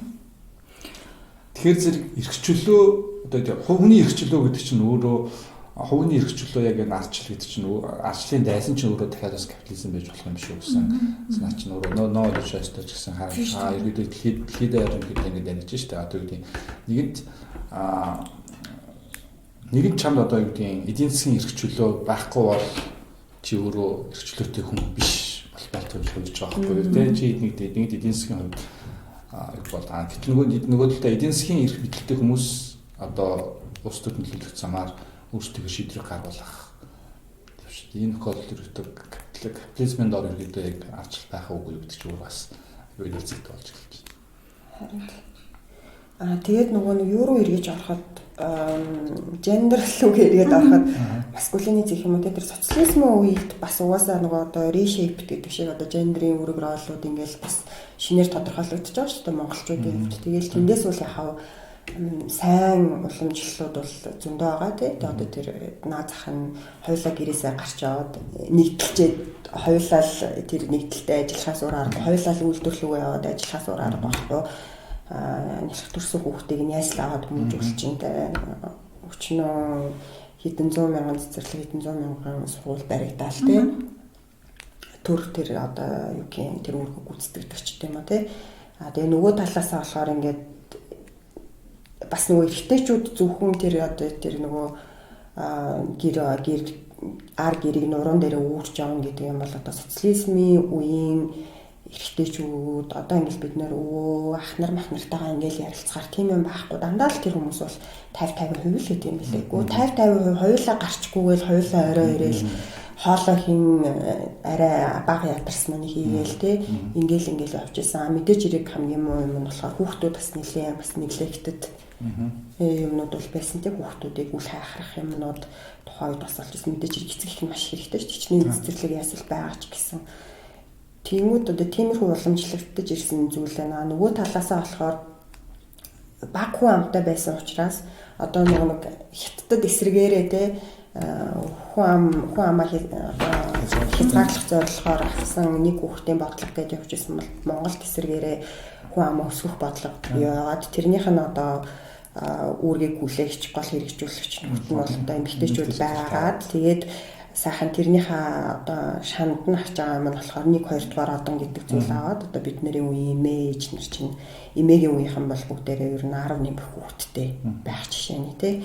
Тэгээд одоо тэр нь ингээд нэг юм шаал өөр утга агуулга юм нь солигдоод нэг бодлон солигдсон гэдэг шиг тий. Нэг юм сонин юмыг баярлаад байгаа юм уу одоо celebrate гэдэг байгаа юм эсвэл нэг хувь хүний амжилтыг жинхнээсээ тэмдэглээд байгаа юм уу нэг тийм төвшөнд одоо нэг одон гартуулах. За нөгөө талаасаас нөгөө улс төрийн бас шаан харамж гэдэг тийм улс төрийн сэтэлтэй хүмүүсийн сэтгэл санааг татах эсвэл тогтвортой байлгах ч юм уу нэг ийм арга болоо түүл болоод нөгөөдг нь ингээд сонин нэг ийм ирэмдэг уламжлал үлдсэн юм шиг санагдаад байдаг. Тэгээд эрэгтэйчүүдийн югаар болохоор нөгөө нэг бид нар ярьжсэн сайн нөгөө нэг тэр эрэгтэйчүүдийн хилцүүлэхээр бас ингээд өмнөх рүүгээ өнгөхгүй тэгэл ингээл антропологч багш маш энтер ингээл бас оролцоод судалж өгвөл тэ ер нь эрэгтэйчүүдийн эрэгтэй identity гэдэг юм уу Монгол эрэгтэй identity гэж ер нь түүхийн туршид юу байсан юм бол бид нар ярьжсэн. Тэгээд мэдээч хэрэг тийм дөрвтэй судалгаа ер нь баг байхгүй тэ их сурвалж гэх юм уу тийм зүйлсээ байхгүй. Гэхдээ бас ерөнхий нэг гэлөө нөгөө анекдот л гэдэг тийм төвшөнд тэ хүмүүсийн ярьдаг уламжлалт өвөө эмээ маань юу гэж ярьдаг байсан гэл нэг тиймэрхүү төвшөнд бид хэд нэлээд ярилцсан л та. Тэгээд гисэн чинь социализмын үед чинь ямар ихтэй юу идеал нь байсан бэ гэдгсэн чинь дарга. Тэгээ ямар ч төвшөнд намын үрийн дарга гэдэг лээ тий. Тиймэрхүү төвшний дарга нар чинь бас нэлээд ихтэй идеал байсан байгаа юм. Тэгээд илүү нөгөө мачо соёлынх нь юу нь болохоор нөгөө тээврийн жолоочд ч бас нэлээ мачо нөхөд байсан юм шиг байна. Тэгээ тээврийн жолоочд хүсэмжтэй хүмүүс гэж байгаа юм л та тий. Тэнгүүд нөгөө нэг 90-ад он гарсан чинь бизнесмен тэгээ бүх гэсэн юм. Тэгэл угаасаа л нөгөө эдийн засгийнхаа тогтолцооны талин байгаа байхгүй тий. Хэрэгтэй ямар хэрэгтэй мундаг вэ ямар эмхтэй мундаг вэ гэдэг тэнгүүд эмэгтэйчүүдийнх нь нэг харьцангуй тогтвортой юм шиг байна тий. Угаасаа л халамжид хань ихнэр байх хэвээр ерөөхдөө бас нэг араад авдаг байх ёстой. Гэхдээ Монгол эмэгтэйчүүд ч юм бол жаатай тий бас нэг юм хөдөлгөөн яана тэгээд нөгөө нэг альбан бусаар бас нэг санхүүгийн эдийн засгийн эрх мэдлэг гэр дотроо одоо дийлэн хэрэг авдаг ч гэдэм үү авч явдаг ч гэдэм үү тий тиймэрхүү юунууд одоо хэрэг уламжлал гэж яриулсан тиймэрхүү юмуд орчин үеийн гэх юм одоо модерн орчин үеийн бидний гендер орчин үеийн монгол гендер гэж яриулсан тиймэрхүү бид нар бас хэлцүүлгүүдийг өрнүүлж исэн. Одоо тийм юм дээр чинь бас одоо энэ хүүсийн одоо тэгш байдал гэдэг юм уу те ингээд цаашаа юм дээр чинь бас юу ч өөр бас юу чухал юм да те төлөв нөгөө нэг төр өөрөө нөгөө нэг нийгэмд нөгөө нэг юугаар хангаж чадж гэнэ гэдэг түүний яг хэлсэн нөгөө нэг тэр нөгөө яс цэцэрлэгдэх ч юм уу те гэтэл одоо болохоор зэрэг цэцэрлэгч олтгоо бэлдсэн те за тэгээд сургууль боловсролын систем нь өөрөө ингээд амар ялгаатай болсон болохоор хүмүүс зөвхөн тодорхой тооны сургууль үзэд хүүхдээ өгөхийг хүсдэг болсон гэрэг хажуудын сургууль энэ төр өгөхөө болцсон тэрнээс болоод ерөөдөө хүүхдээ зөөх гэдэг юм уу тэр хүүхдээ цэцэрлэгт аваач гэдэг юм уу тэр цаг нь өөрөө болохоор зэрэг маш цаг зарцуулдаг эсвэл одоо хүүхдээ босны дараа тодорхой хугацаанд одоо тэр хүүхдийн бага наснд нь болохоор зэрэг хэнийг заавал харж хандах хэрэгтэй болдог ч юм уу тэ цэцэрлэгт өгч чадаагүйгаас болоод эсвэл харж хандахгүйгаас болоод бас гарсан харамсалтай бас ослууд бас зөндөө боллоо шүү дээ. Гэтэл тэгээ нөгөө нэг яг энэ хангамжууд өөрөө байх болохоор энэний нөгөө нэг үүрэг хачаа нь өөрөө хин дээр хэлэх вэ гэхээр голцоо дийлэлтэй үед эмгтээчүүд дээр ирж таарна тий. Тэгээ эмгтээчүүд ерөөдөө гэртээ суугаад за хүүхдээ хардаг ч юм уу гэхээр нөхөртөө ялтч нөгөө нэг үүргэнд ирнэ. Тэнгүүт тэр хүний өөрийнх нь амьдрал болохгүй болвол тийм ч өөрийгөө буутгах. За дээр нь бас ингээд гэртээ юу ч хийхгүй суугаад байгаа. Их нэртэй бас дургуй гэдэг юм. Ингээд янз янзын нэг бидний өөрийн нэг энэ нэг юм эдийн засгийн нөхцөл байдал өөрөө нэг яг бас бүх юмний ингээд суур юу болоод багш байгаа юм л та өөрөө нэг юм юу дэмжиж. Нөгөө талдаа бас нэг манай эдийн засгийн бас надад бас сонирхолтой санагддаг тэр байхгүй одоо яг нөгөө монголчуудын уламжлал юу байсан бэ гэж харахад за өмнө ингээд нэг юм нүүдэлчтэй байсан байгаа тий. За яг хав шарын шашин нэвтрэхээс өмнө бол ерөөдөө дайнч нүүдэлчтэй байгаа. За нэг манжийн дадал шарын шашны доор бол нэг хэсэг лам болоо бас жоохон өөрчлөгдсөн баг. Тэ мэдээж бодны шишээ орж ирээд амтэн алж болохгүй юм гэдгийг номлож эхэлнэ тий. Тэгээд за социализм үед мэдээж зэрэг дахиад ингээд дүүшөлтөө явж байгаа. За тэгээд 90 онд болохоор зэрэг 90 оноос хойш болохоор зэрэг яг одоо бидний нөгөө ингээд яриад байгаа эр хүнийг одоо гүйцэтгэлээр нь тий гүйцэтгэлээр хэмждэг эдийн засгийн ч юм уу эсвэл бэлгийн гүйцэтгэлээр ч юм уу одоо сексийн гүйцэтгэл ч юм уу тий ингээд дандаа нэг юм юу тоон утгаар нэг юм байдаг нэг иймэрхүү нэг яс юм төслөл үүсч авшаа. Тэгээд дээр нэг яг би нэг гэтэл одоо өмнө ингээд бид нэг одоо шарын шинэ үед аяга олон лантай ч юм уу тэрээс өмнө олон цэвэгтэй ч гэдэг ч юм уу. Иймэрхүү байсан бол одоогийн нэг манай эдийн засгийн ч бас нэг сонирхолтой болохоор зэрэг нэг хоёр эдийн засгийн гол салбар чинь манайхлаас хөдөө аж ахуйн ясм дээр мал аж ахуй тэгээд мал аж ахуй дээр бол дэлхийд бас нэг ирчүүд олон байгаа шиг байна тийм нэг хүн амын судалгаанууд дээр харахаар хөдөөч нэг гэглээгүй тийм ихнэр олдохгүй байгаа нэг хүүсийн тэнцвэр алдагдсан ирчүүд маш ихтэй нөгөө талдаа нэг эдийн засгийн дараагийн нэг гол юм болохоор зэрэг уул уурхай олоо таашаа уул уурхай дээр бас ерөнхийдөө 80% ч юм уу ирчүүд ингээд ажиллаж байгаа. Тэгэхээр зэрэг ингээд ерөөдөө бас өөрөө нэг юм токсик маскулин чинь юм хөө соёл тогтгочноос нэг томлуулж зүйл чинь ингээд бөөн ирчүүднийг дороо те нэг юм ирчүүдийн нэг юм бүлэглүүд ингээд бий болчихж байгаа. Хоёроос бас нэг юм холбоотой юм шиг. Дан ирчүүдсэн гэсэн одоо уул уурхай дээр байлаа гэж бодож чинь ажилладаг юм чинь царийнхаа тагсыг нь бах ирчүүд тунд ингээд өнгөрөөж таарна шүү дээ. Тэгэхээр ирчүүд хоорондоо нийлээ суухаар ерөөдөө тэ юу ярих вэ тэ нэг ямар хөө соёл нийлэрхүү гэдэг чинь бас өөрөө бас айгүй ойлгомжтой зүйл тэ. Нэр юуны энэ хоёр юуны салбарын гендрийн ашиглалт тэгчээд би дараа нь түрүүний тэр нөгөө юу ярина социализм минь тухай уул уурхай мал аж ахуйн одоо салбар ихийг нь эрхтэйчүүд байгаа нь гендрийн бас юу мэдээж хэрэг үр дагавар. Тэр чинь эмэгтэй хүүхдийг хүнд хүчээр юм руу яахгүй хүнд хүчээр уул уурхай юу байл эрэгтэй хүүхдэн дээр гэдэг. Дээрээс нөгөө танах төхөөрөмж юмнаас болоод ячж байгаа шүү дээ илүү эрэгтэй шүүд. Хөдөөний ажил болох зэрэг болцоод идэв юм шиг байлээ. Энэ манай хүүчин нэг ингээд ерөөдөө мал залуу өлөөд авч үлдэн. Тэгээ энийг охин маань одоо энэ яг одоо бүтлгүүж байгаа юм гээд яаж амжилт авч явах юм тэр хоторч юмсан сургын тэр сургыг гэдэг юм болж. Тэр нэг гендрийн үр дагавар гэдэг нь болохоор яг наадах чинь нөө юу байгаа байхгүй амар юм survival шийдвэр байгаа байхгүй амар ухаантай шийдвэр эрэгтэйчүүд олон байгаа газар охин хүүхэд үлдвэл угаасаа ингээд нөгөө юу эцэг эрэгт ёсны нийгэм дотор эмэгтэй хүний тэр нөгөө өөрийгөө ингэж хамгаалах систем чи илүү хүчрэх болж ийж хүн дээрлэхүүцгүй шиг амьдрнаа.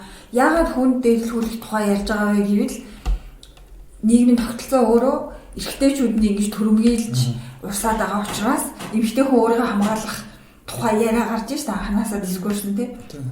Тэнгүүд энэ дээр нэг хоорондоо ярьсан ч бай яриаггүй ч бай амар ухаантай байгаа хгүй юу. Хариу нөгөө нэг үйлдэл боловсрлоор ингээд хоёглж штэ ерөнхийдөө охтуудаа тий. Тэгсэн чи энийг манайхан болохоор харахтаа энэ тал руу нь биш хоригчийн дүрд ороод хөөрхийдөө ингээд нөгөө нэг охтуудаа явуулсан.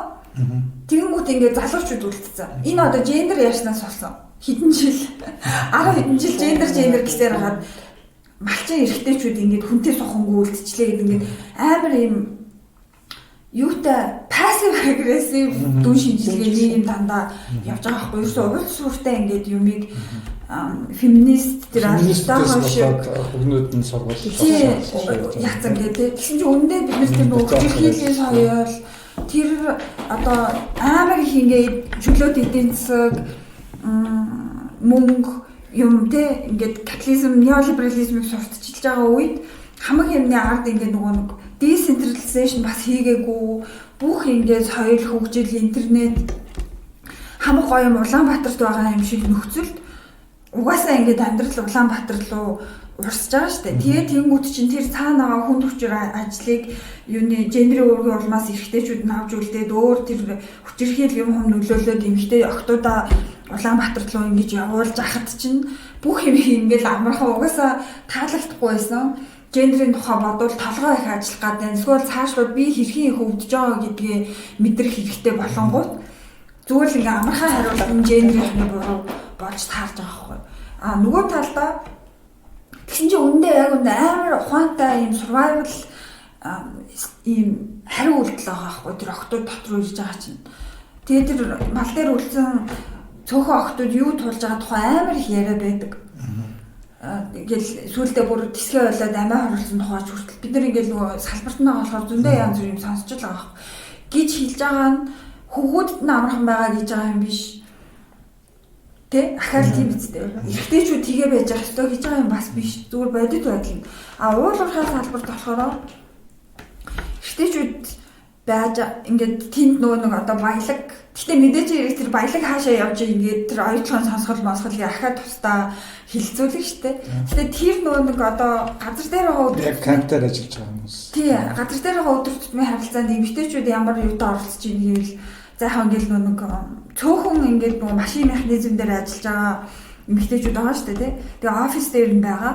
Тэнгүүтээ нөгөө нэг юу нь болохоор бэлгийн хөдөлмөр эрхлэгч эмэгтэйчүүд тэр чинь ингээ гар дээрээ мөнгөтэй тэгээд ингээд гэрээсээ хол ингээ эрхтэйчүүд зарим нь гэрсэн гэрлээд байгаа. Тэр эмэгтэйчүүдийн нөхцөл байдал бас амар хэцүү яригдах гендрийн нөгөө нэг талаасаа болохоор тэгж байгаа. Гэтэ одоо хүртэл бид нар яагаад урсаж явж ирсэн нийгэмдээ ингээ сууж байгаа вэ?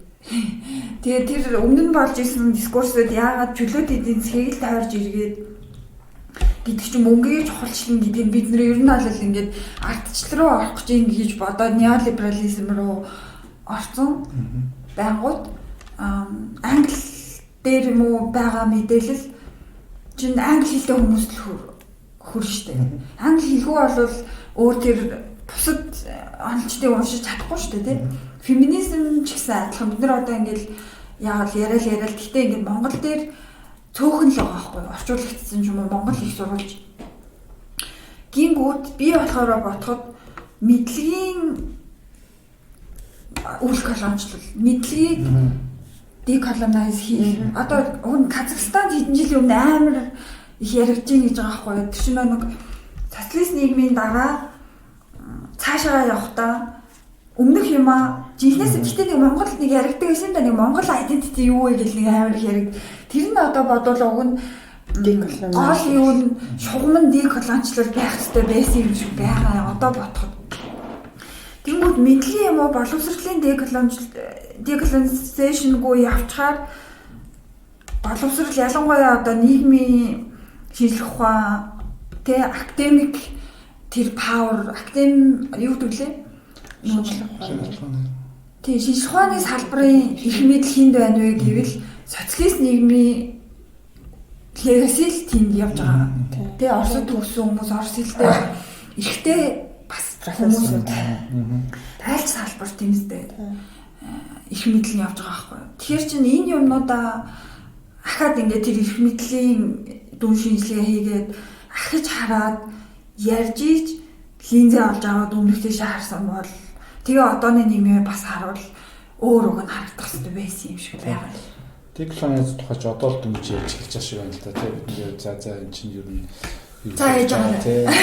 Нөгөөдөлтөч нэг бас нэг гэж бодсон шүү дээ. Одоо тийм мэдлийн колонч чинь бол одоос явж байгаа шүү дээ. Одоо яг энэ чөлөөт зах зээл гэж ингэж явж орж ирж байгаа юм нь бол яг нэг талаа мэдлийн колонч гэж хэлж болохоор тийм санагдав. Яагаад биднэрт ашигтай юу? Гэвэл үгүй. Ерөнхийдөө Монголд орж ирж байгаа том корпорациуд тэгээ эсвэл нэг Монголд байгаа одоо эдийн засгийн хэлбэрүүд бас Монголын ард нь биднэрт болдог юм шиг эсвэл шүү. Тэгсэн чинь ингэдэж шүү дээ. Бичгээ та нар ийм сөрөг байгаа ч яг хүмүүсээ хармаасаа өглөөг өөдрөг ихлүүлцгээе гэдэг байхгүй нэг юм лаг элит айлын хүний зураг гэдэг хавсан чинь ингээд зөв далайн хэрэг дээр зогсож байна. Сториг нь харсан чинь тэгэнгүүт бид зөв шалгахгүй далайн хэрэг дээрээс юм бүх юм л өөдрөг харагдах мөг. Бэлгээд тэр нөгөө нэг тэр гиснээс угаасаа одоо энэ дотор бас зүгээр одоо нэг хувь хүмүүсийн манлайлагчид гэх юм уу те нэг хувь хүмүүсийн төвшөнд бас нэг уул нь баймаар байгаа. Гэхдээ амар дутагдаад байгаа нэг чанар байна л да. Одоо ч тэгээд ингээ хүн толгойтой бүхэн л подкаст хийж юм бид бүрийг оруулаад идчихтэй те подкаст чамгийн сүлдэлтэй гэж. Тэгээд influencers байна те тэгэл янз янзын чиглэлээр одоо ийм одоо тэр нөлөөлөл хийх гээд явж байгаа хүмүүс. Тэнгүүд тэр дунд байгаа хүмүүс л дийлэнх нь угаасаа privilegeтэй давуу боломжтой байсан нөхдүүд байгаа шүү дээ. Тэгээд тэр хүмүүс тэрийг ерөөсө хүлээн зөвшөөрөхгүй яадаг нь хүлээн зөвшөөрөхгүйгээр амжилтын түүхүүдийг номлодог тий янз янзын алхмуудыг номлодог өөр өөртөө итгэх байдал whatever нэг юмнуудыг ярьдаг тий тэгээд угаасаа бүх юм бас ингээд өөрөө нөгөө одоо нэг юуны болчлол шүү дээ. Одоо манай орчин үеийн эдийн засгийн гол нэг болчлолын зэмсэг чинь консюмеризм биш үү те. Энэ бол энийг л авч ийж энэ л хүрч ийж те. Тэрэн дээр нь бол заавал мэдээч энэ бүтээгдэхүүн авахулахгүй ч гэсэн заавал нэг тийм номыг уншаагүй бол хинч биш юм шиг те. Нэг тийм юмыг сонсоогүй бол эсвэл нэг өөр гадаадын подкастыг сонсоогүй ийм тийм биш бол тэгээд их голцоо дандаа л тэр чинь monetized юмнууд байгаа шүү дээ. Тийм юмыг худалдаж авахгүй бол хинч биш юм шиг. Тэгээд тэрнийхээ хажуугаар ярихдаа өөрөө яаж мундаг болсон тухайгаа ярихдаа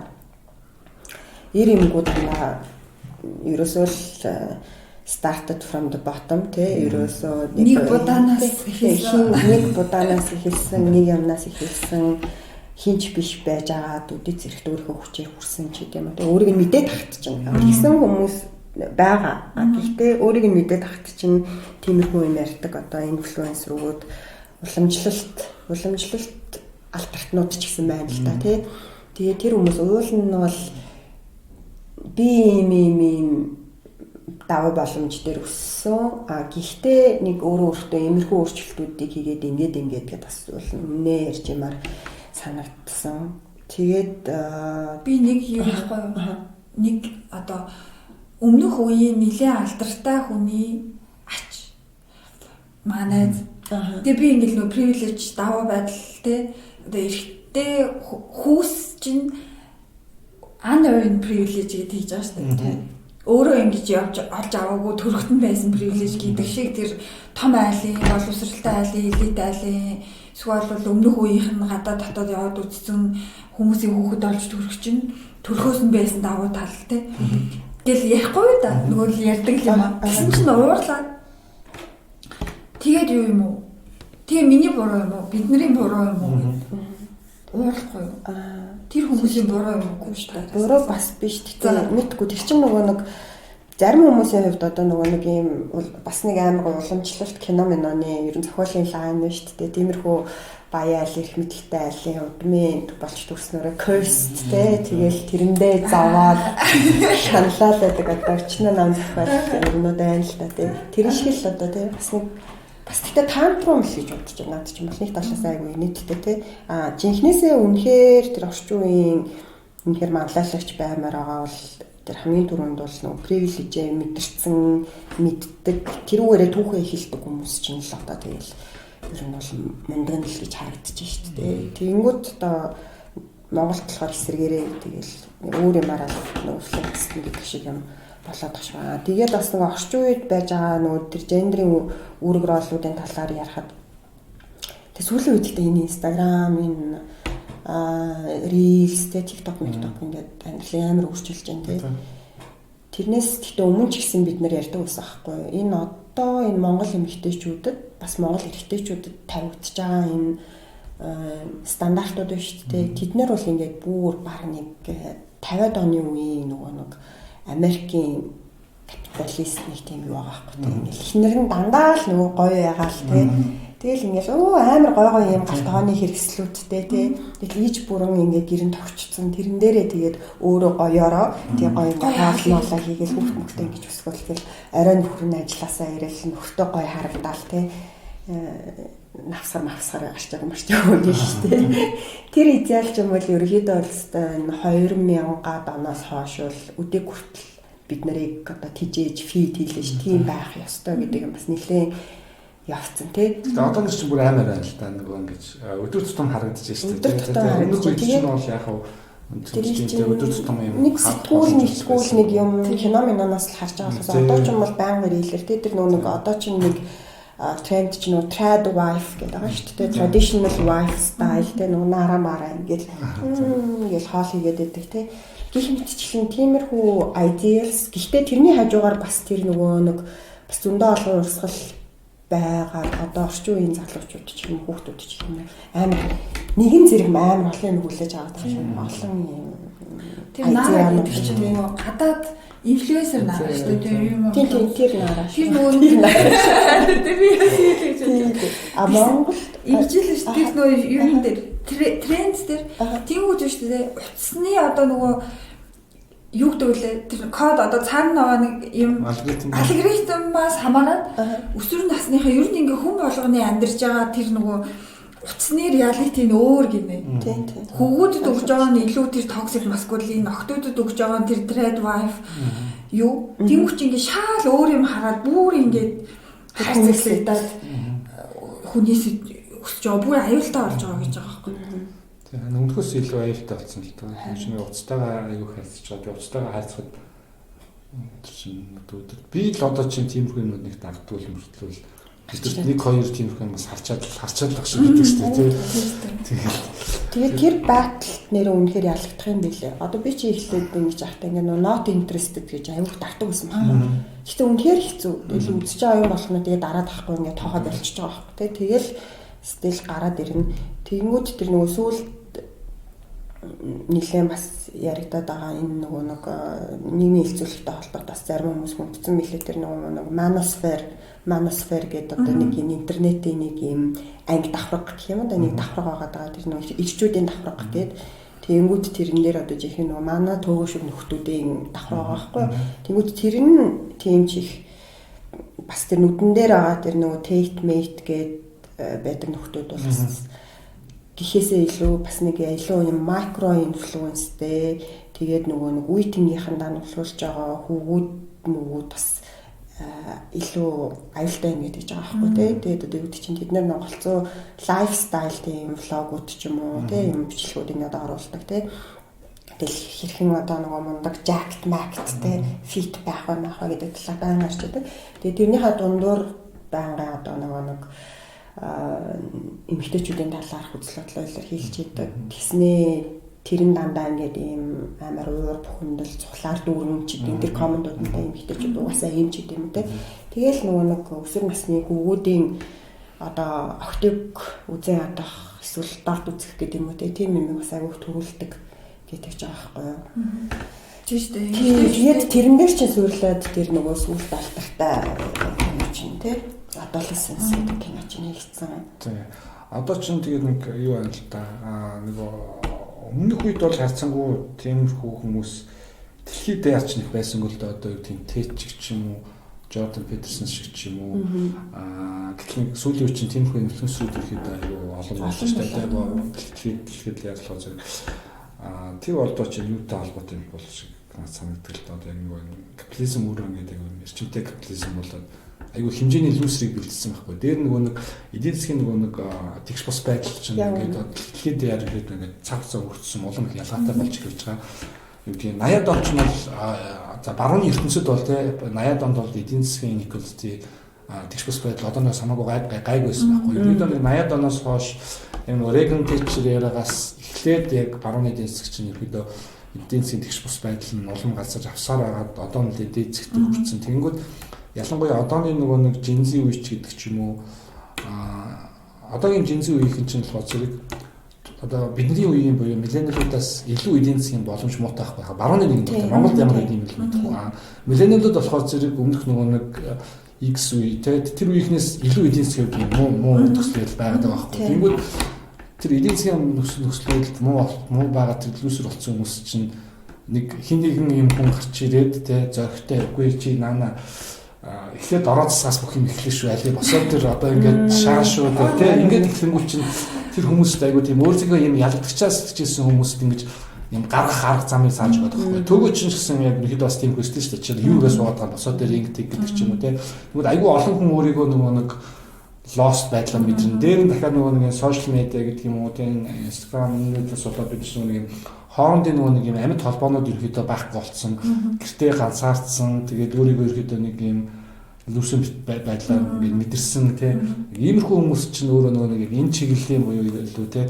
Нэг юм та нар зүгээр токсик маскулин байгаа ч гэсэн нэг тийм нэг иймэрхүү яг ярианаар чинь өөрөө ясаг илүү хүчтэй бий болоод байгаа. Одоо хүчтэй нөлөөлөд одоо тэрийг одоо тийм даах бас үндсөөр болоод байх шүү амт. Тэр нөгөө ир шинжийг бэхжүүлээд байгаа шүү дээ. Хортой ир шинж багасаа сурцсан юмыг ингээд үгээр хийлээд өгөхөр чи илүү хүүхэл ингээд нэрэ тийм юм биш тэгээд тархиа арлуулах хэрэггүй шүү дагахад амархан. Түрүүн тэгээ нөгөө нэг яасан шүү дээ. Юуны тухай ярьсан шүү дээ. Entitlement-ийн тухай. Бэлгийн тэр нөгөө юу чинь бэлгийн entitlement, sexual entitlement гэж бас байгаа. Тэр чинь нөгөө хүчин хийхэд амар хамгийн нөлөөлдөг гэж зүйл судалгаагаар гарсан байгаа байхгүй юу? Юу вэ гэвэл энэ хүн одоо эмэгтэй хүнийг харахтаа эмэгтэй хүнийг дорд үзэх үзэл гэж юу нэрлэдэг юм л да мисожны дээр. Гэхдээ тэр нь болохоор хувь хүн дээр яаж илэрх вэ гэвэл харахтаа ингээ энэ хүн ч хүн биш. Миний ингэж бэлгийн хэрэгцээг хангадаг зүгээр л нэг юм нийт зүйл болохоор би хүчээр энэ хүнд ингэж халдаж хүслээ гүцээх эрхтэй гэж өөрийгөө итгэдэг тэр байдлыг хэлж байгаа. Тэгэд ийм юмнууд ч юм болохоор наад нэг хортой ир шинжийг хийж юу яаж байгаа өдөөж байгаа тэр стереотип юугийн техник аргалтыг бэхжүүлж байгаа юмнуудаас ч бүрэл ингэж батчаад цаанаа тэгэж нөгөө капиталист нийгэм survive хийх гэж байгаа хийхдээ ингэж нөгөө how to үлээ шүү дээ self help номнууд шиг ингэж авч байгаа юм шиг боловч амар л ахаад хортой тэр хүний амьдралд тэгэл ингээл бараг л эмэгтэй хүнд тэгэж ийдвэл юм шиг харцаж чадахгүй болохоор өөрийгөө л үсэр гэж мэдрэн тий. Тэгвэл одоо ч нөгөө явж байгаа нэг хилцүүлэгч чинь бас rejection-ыг хэр зэрэг cool хүлээж авдаг вэ гэдэг нэг яриа амар их яваад багшгүй шүү дээ миний Instagram дээр. Үгүй гэснийг тий үгүй гэснийг хэрхэн яаж хүлээж авч байгаагаараа cool-ын тодорхойлох юм уу? Тий. За тий.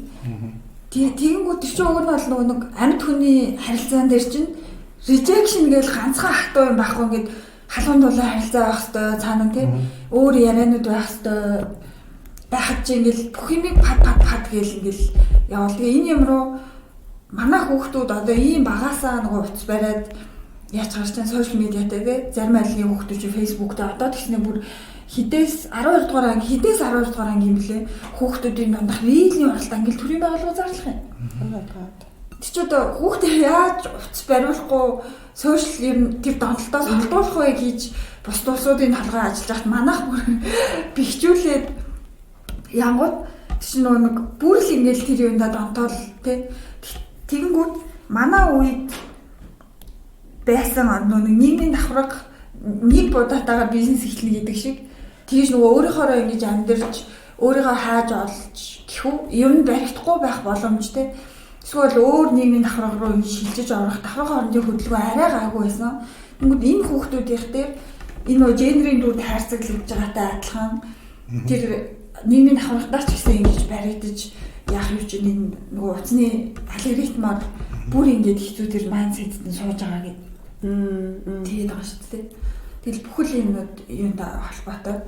Тэгмүүд бас нэг юу ч нэг энэс одоо энэ юмнуудаас ангижрах гэхүү ингэж өөрийнхөө цаана ингэж амьсгалахыгаа боловсрал гэж эсвэл бол ингэж амьд харилцаа ч юм уу тий хайр гэж бодохгүй хүмүүс ч нөө нэрлэхдээ детоксing эсвэл healing гэж нэрлэдэг тий self care гэж тий сүртэй пад гээд ингэж нэртэй байнгут. Тэгээд энэ healing self care гэдэг чинь юм консюмерист ойлголт байхгүй одоо яг ингээд ерөөдөө продакт болгож зарж болох үс болгоод байгаа байхгүй. Тэр нөгөө нэг яг бодчихсон мартсан байсан юм тэр нөгөө other choice дээр нөгөө тайпинг хийдэг шүү дээ ингээд эхэлдэг ингээд тайплаадтай ингээд эхэлдэг. Тэр чинь одоо мэдээж энийг арга шүү дээ психологийн нэг төрөл.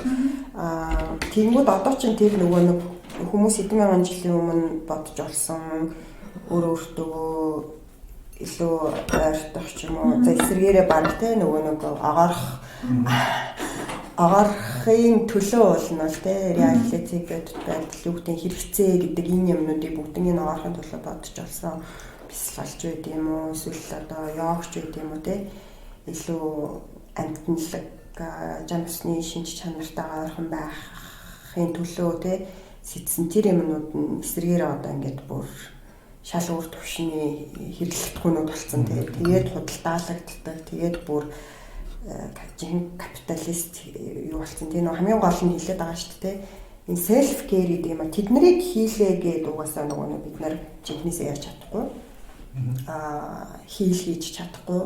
Яагаад тэгэхээр энэ чинь зүгээр тогтолцооноос түр сатаарч байгаа л нэг аргууд тэр сатаарх аргуудыг харин ч сайн хэрэглээд байвал бид нар энэ капитализмын талаар ярихгүй тэрэндээ шүүмжлэлтэй хандахгүй өөрөө ингээл онлайн байж чадна гэж шаардлагатай. Тэгээд улам гэл ингээл те байж ийн гэж үзээд байгаа шүү дээ. Тэгэхээр ингээд эсэргээрээ тэд нар ингээ өөрсдөө хэрэгсэл болчихсон байна л да бас аюултай тий. Тэр яг нөгөө юу гэхээс нэмжлэх хэрэгтэй. Та нөгөө precarity гэдэг нэг бол энэ бид тодорхойгүй нөхцөл ирээдүйн нөгөө нэг uncertain байх тухай. Капитализм болохоор зэрэг ерөөдөө хүмүүсийн амьдралын ирээдүйг болохоор аль болохоор тийм тодорхойгүй байх гэж байна. Тодорхойгүй бий гэдэг нь юу вэ? Яг нөгөө одоо choice-тай гарсан шиг ажлаа алдах юм бол тэр хүн ингэж бүх зүйлээ алдахаар ямар нэг юм нийгмийн хамгаалал safety net-ийг алхаар аль болохоор багасах. За одоо ялангуяа манай нэг неолибералуудын ярьдаг төр одоо хүүхдэд халамжаа зогсоо тий төр халамжаа зогсоо өөр юу гэдгийг тий одоо төрийн авалцааг ингэж байхгүй болох гэдэг чинь өөрөө нөгөө нэг энэ safety net за тэгээд төрийн одоо энэ тодорхой нийгмийн хамгааллын бодлогуудыг өөрөө үгүй. Нийгмийн хамгааллын бодлогууд үгүй хийгдсэн дараа юу болох вэ гэхээр зэрэг энгийн ерөөдөө бид нар чинь бол капиталгүй бид нар чинь бол өөрсдөө болохоор зэрэг одоо wage slave буюу одоо цалингийн боолууд гэж орчин үед хэлдэг байна шүү дээ.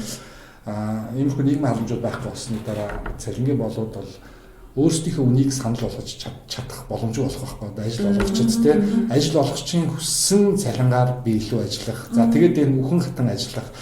Маргааш хэд би ашаасаа халагдаж магадгүй юм шиг гэж бодох. Тэгээд энэ өөрөө бэлэн байгаа гэдэг айрандаа. Тэгээд дээр нь энэ үр дүн чинь өөрөө би байнгын стресст орно. За тэгээд дээр нь би өөрөө юм стан нэг эдийн засгийн хүн буюу би өөрөө тийм амьд хүн биш болох байхгүй. Тэгээд ном уншиж кино үзэж одоо өөрийн ямар нэг creativity өөрийн гэсэн юу байхгүй. Би зүгээр л хөдөлмөрөө яаж зарж хоол олж итгэвэ гэсэн. Тэрийг болохоор зэрэг бас нэлээд нодо чайсус тийм хүчтэй харуулсан. За тэгээд одоо яагаад ерөөдөө юунууд байх хэрэгтэй юм бэ гэдгийг те одоо тэр нийгмийн халамж гэдэг юм уу те нийгмийн хамгааллын тэр бодлого байх хэрэгтэй гэдэг бас өөр төрлийн дээр гэж байгаа те хүн за ажиллаа дараагийн ажилдаа ортлоо тэр хүн өсөж өгөхгүй байх хэрэгтэй те нэг тодорхой хэмжээний дэмжийг авч явах хэрэгтэй. Тэгжиж дараа тэр хүн чинь дахиад ажилд орохтойсон өөр юм дийл хийн штэ. Тэг чинь тэ нэг юм юунаас олдож байгаа одоо нэг тэнгэрийн ундаг хатах зүйл биш юм чинь юм харилцан илүү тэгшэрхтэй дийл байх хэрэгтэй шүү дээ. Ажил олох ба ажилд орох ба яах процесс чинь тэ. Яг наадахны чинь дээр юу н суурь шалтгаан нь тэр нэг солонгосын нийгмийн одоо нэг тулгамдсан байгаа асуудал нь тэр нөгөө нэг хүүхд төрөхгүй байгаа тий. Тэгээд нөгөө нэг хүн амын цонх хаагдах гэдэг үлээ тий. Илүү насжаад тэгээд шинэ хүчнээр төрөхгүй байгаа. Тэгээд бараг залуу хүмүүсийнх нь хэдэн хувь нэлээ амар өндөр бараг 80% та ганц би хаусхол гэж байгаа хэрэг тий. Ганцаараа амьдардаг хүмүүс болцсон гэдэг. Тэнгүүт нөгөө яг суур шалтгаанаа саний ярьсан юм уу? Тэнгүүт нөгөө одоо солонгосын засгийн газрын авсан гэхдээ одоо нөгөө авилгаар явцсан хэлэгч юм уу л дээ. Тэр авсан арга хэмжээ болохоор нэг юм хиймлэр жоохон тий одоо нөгөө төрөлтийн тэтгэмж битгэмж гэдэг юмнуудыг нэг нэмдэг ч юм уу тий.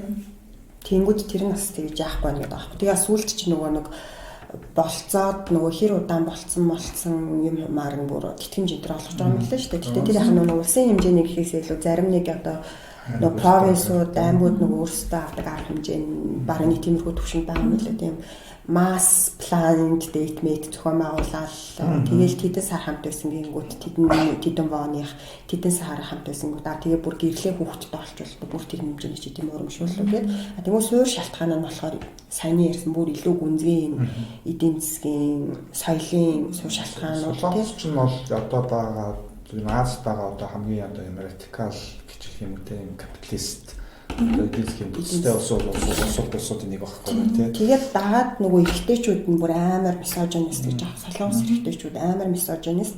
Тэгээд энэ нөгөө нэг үнэхээр тэр гүнзгий патриарх одоо тийм соёл тэгээ гүнзгий капиталист тогтолцоо энэ нэмийг өөрчлөхгүйгээр бол эмэгтэйчүүд ер нь бол хүүхд гарах шийдвэрийг дахиж гаргахгүй гэдэг тийм. Тэгээд одоо феминистүүд нь солонгосын феминистүүд чинь амар furious ууртай феминистүүд байдаг шүү дээ. Аргагүй шүү дээ тийм. Нөгөө хамгийн амар тогтолцоонд байж байгаа. Тэгээд дээр нь цөөхүүлээд эднэр чинь тийм. Тэдний чинь баг хилдэг юм гэж байгаа байхгүй юу тийм. Миний нөгөө нэг хүүхдийн төлөө хийж чаддаг хамгийн мундаг тийм. Хийж чаддаг хамгийн чухал зүйл бол угаасаа тэр хүүхдийг гаргахгүй байх гэдэг чинь. Тийм амар хатуу байсан шүү дээ. Тэгээд ерөөдөө би нэг одоогийн нөгөө солонгос чинь ерөөдөө залуучууд нь бол дандаа нөгөө хэл авч ирсэн часааны там гэж нэрлэдэг юм шүү дээ. Ерөөдөө нөгөө эдийн засгийн ерөөдөө залуу хүнд ерөөдөө амар боломжгүй нөгөө өгтлээ ажиллаж ирж нэг юм хүний зэрэгтэй амьд.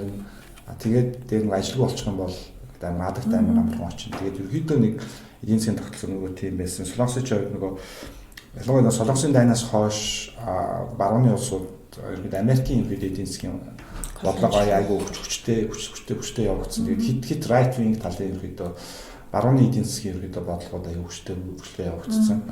Тэрнтэйгээ холбоотойгоор ч юм уу одоо яг ингээ сая нөө одоо часыг ярьлаа. Өмнө нэг паразит бол бас өөрөө капитализмын эсрэг юм болсон. Тэгээд паразитын дараачлаа би нэг юуны үеэр ковидын үеэр яаж нэг солонгосын new wave кинонд нэг юм хэж сэргээж гэж үзсэн байхгүй. Тэгээд өмнө нь ерөөсөө би нэг анзаарч байгааг болохоос уг нь бол яг энэ санаа чи өөрөө нэг 2000-ад оны их үеэс эсвэл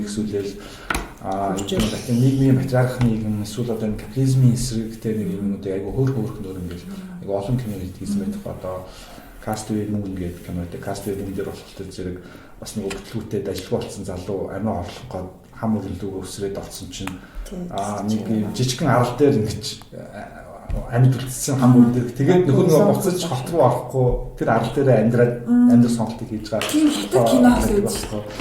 Тэгээд хиний одоо Park Chan-wook кинод ч гэсэн Park Chan-wook ч гэсэн Mr. Vengeance ч болохоор зэрэг ихчин хүнд өвчтэй тийм хичээхээ өвчний хаалгааны нөгөө төлбөрийг төлөх гээд боссынхоо охиныг хулгайлсан чинь гай тараад нөгөө охин өвчтэй тийм чинь нөгөө босс нь эргэж ирээд охиныхоо ушаахын тулд одоо маа гол дүрээ залууг алж байгаа ч юм уу тийм гэтэл үсэ гэж чинь дахиад нэг өөрөө нэг юм эдийн засгийн үйл хийж ингээд явж идэх ч юм уу бас иргэд бас нэг тийм байлээ. Тэгээд нөгөө яг тэр үеийн яг тэр 2000-ад нэг үеийн кинонд нэг ч болохоор Save the Green Planet гэх юм байна. Тэрүүгээр сая Bogoni гэдэг Yorgos Lanthimos Bogoni гэдэг яг тэр ремейк хийгээд Bogoni гэдэг юм байна. Тэр ремейк юм уу тий? Тэр ремейк юм баггүй тийм. Crazy кино тий. Бас аюу антикапиталист юм байна. Тэр тэгсээ тэрийг юм фан байдлаар илэрхийлсэн. Сүүл юм. Тэгэхээр яг тэргээд Солонгосын нийгэм чи өөрөө тэгээд эртнээсээ ийм асуудалтай байсан. Тэрийг ингээл аюу байн илэрхийлж ингэж явсаар байгаа л магадгүй илүү олонд хүрсэн юм эсвэл хамгийн сайн илэрхийлсэн одоо баг заадаг юм нодч choice гэдэг юм уу. Ингээл явсан болж таарч байгаа юм л да. Тэгэхээр чин тогтолцооныхоо асуудлыг шийдэхгүй юм бол 1000 хөөстэй байранд ороод ном уншиж, кофе ууж суугаад ерөөсөө стресс чинь хаашаач авахгүй байж л байна. Тэгээ тэр нөгөө тапын чинь би өөрөө сургалтын дээр хийлэгдэх байхгүй. Гэхдээ бид нэр шүү дээ тий. Тэр хилингүүдийг, self care-уудыг хамт ингэж нөгөө хамтын аюулгүй орчинд бас хийхгүйгээр энэ юмыг юу яаж чадахгүй, өдрөө давж чадахгүй, тэр тогтолцооны эсрэг тэмцэх хүчээ авч ингэж өөрөө бүр ингэж харж чадахгүй болтлоо төвлөрүүлж шүү дээ. Тэгээд монголчин Азад хамтын коллектив нийгэм шүү дээ. Тэгсэн мөртлөө нөгөө талаас нь болохоор харахаар тэр нийгмийн халамж байхгүй байх хэвээр гэдгийг эсрэг бий гэж боддог гэвэл бид нарт бас safety net байхгүй. Тэр нэг колониализмын дараа, социализмын дараа болохоор нөгөө өв биш дээ. Өв залгамжилж ирсэн хөрөнгөтэй хүмүүс үлдээг байхгүй амар цөөхөн одоо үлдсэн байлаа гэхэд цөөхөн болохоор өстой нөгөө нүцгэн гараараа үзэж байгаа байхгүй. Тэгээ тэр үеэс одоо жоохон юмнууд бараг харсан нь бүр амар том албан тушаалтай айлын ч юм уу те. Эсвэл тэр үед ингэж нөгөө байр санаас маань сүгдөөсөн шүү дээ. Тиймэрхүү хөрөнгө одоо манай үед гэдэг чинь 2 дахь үеийн юм үрж ирж байгаа болохоос биш. Одоо энэ хэдэн мянган жилийн түүх дамжиж ирсэн тэр өв биднэрт ирээгүй байхгүй.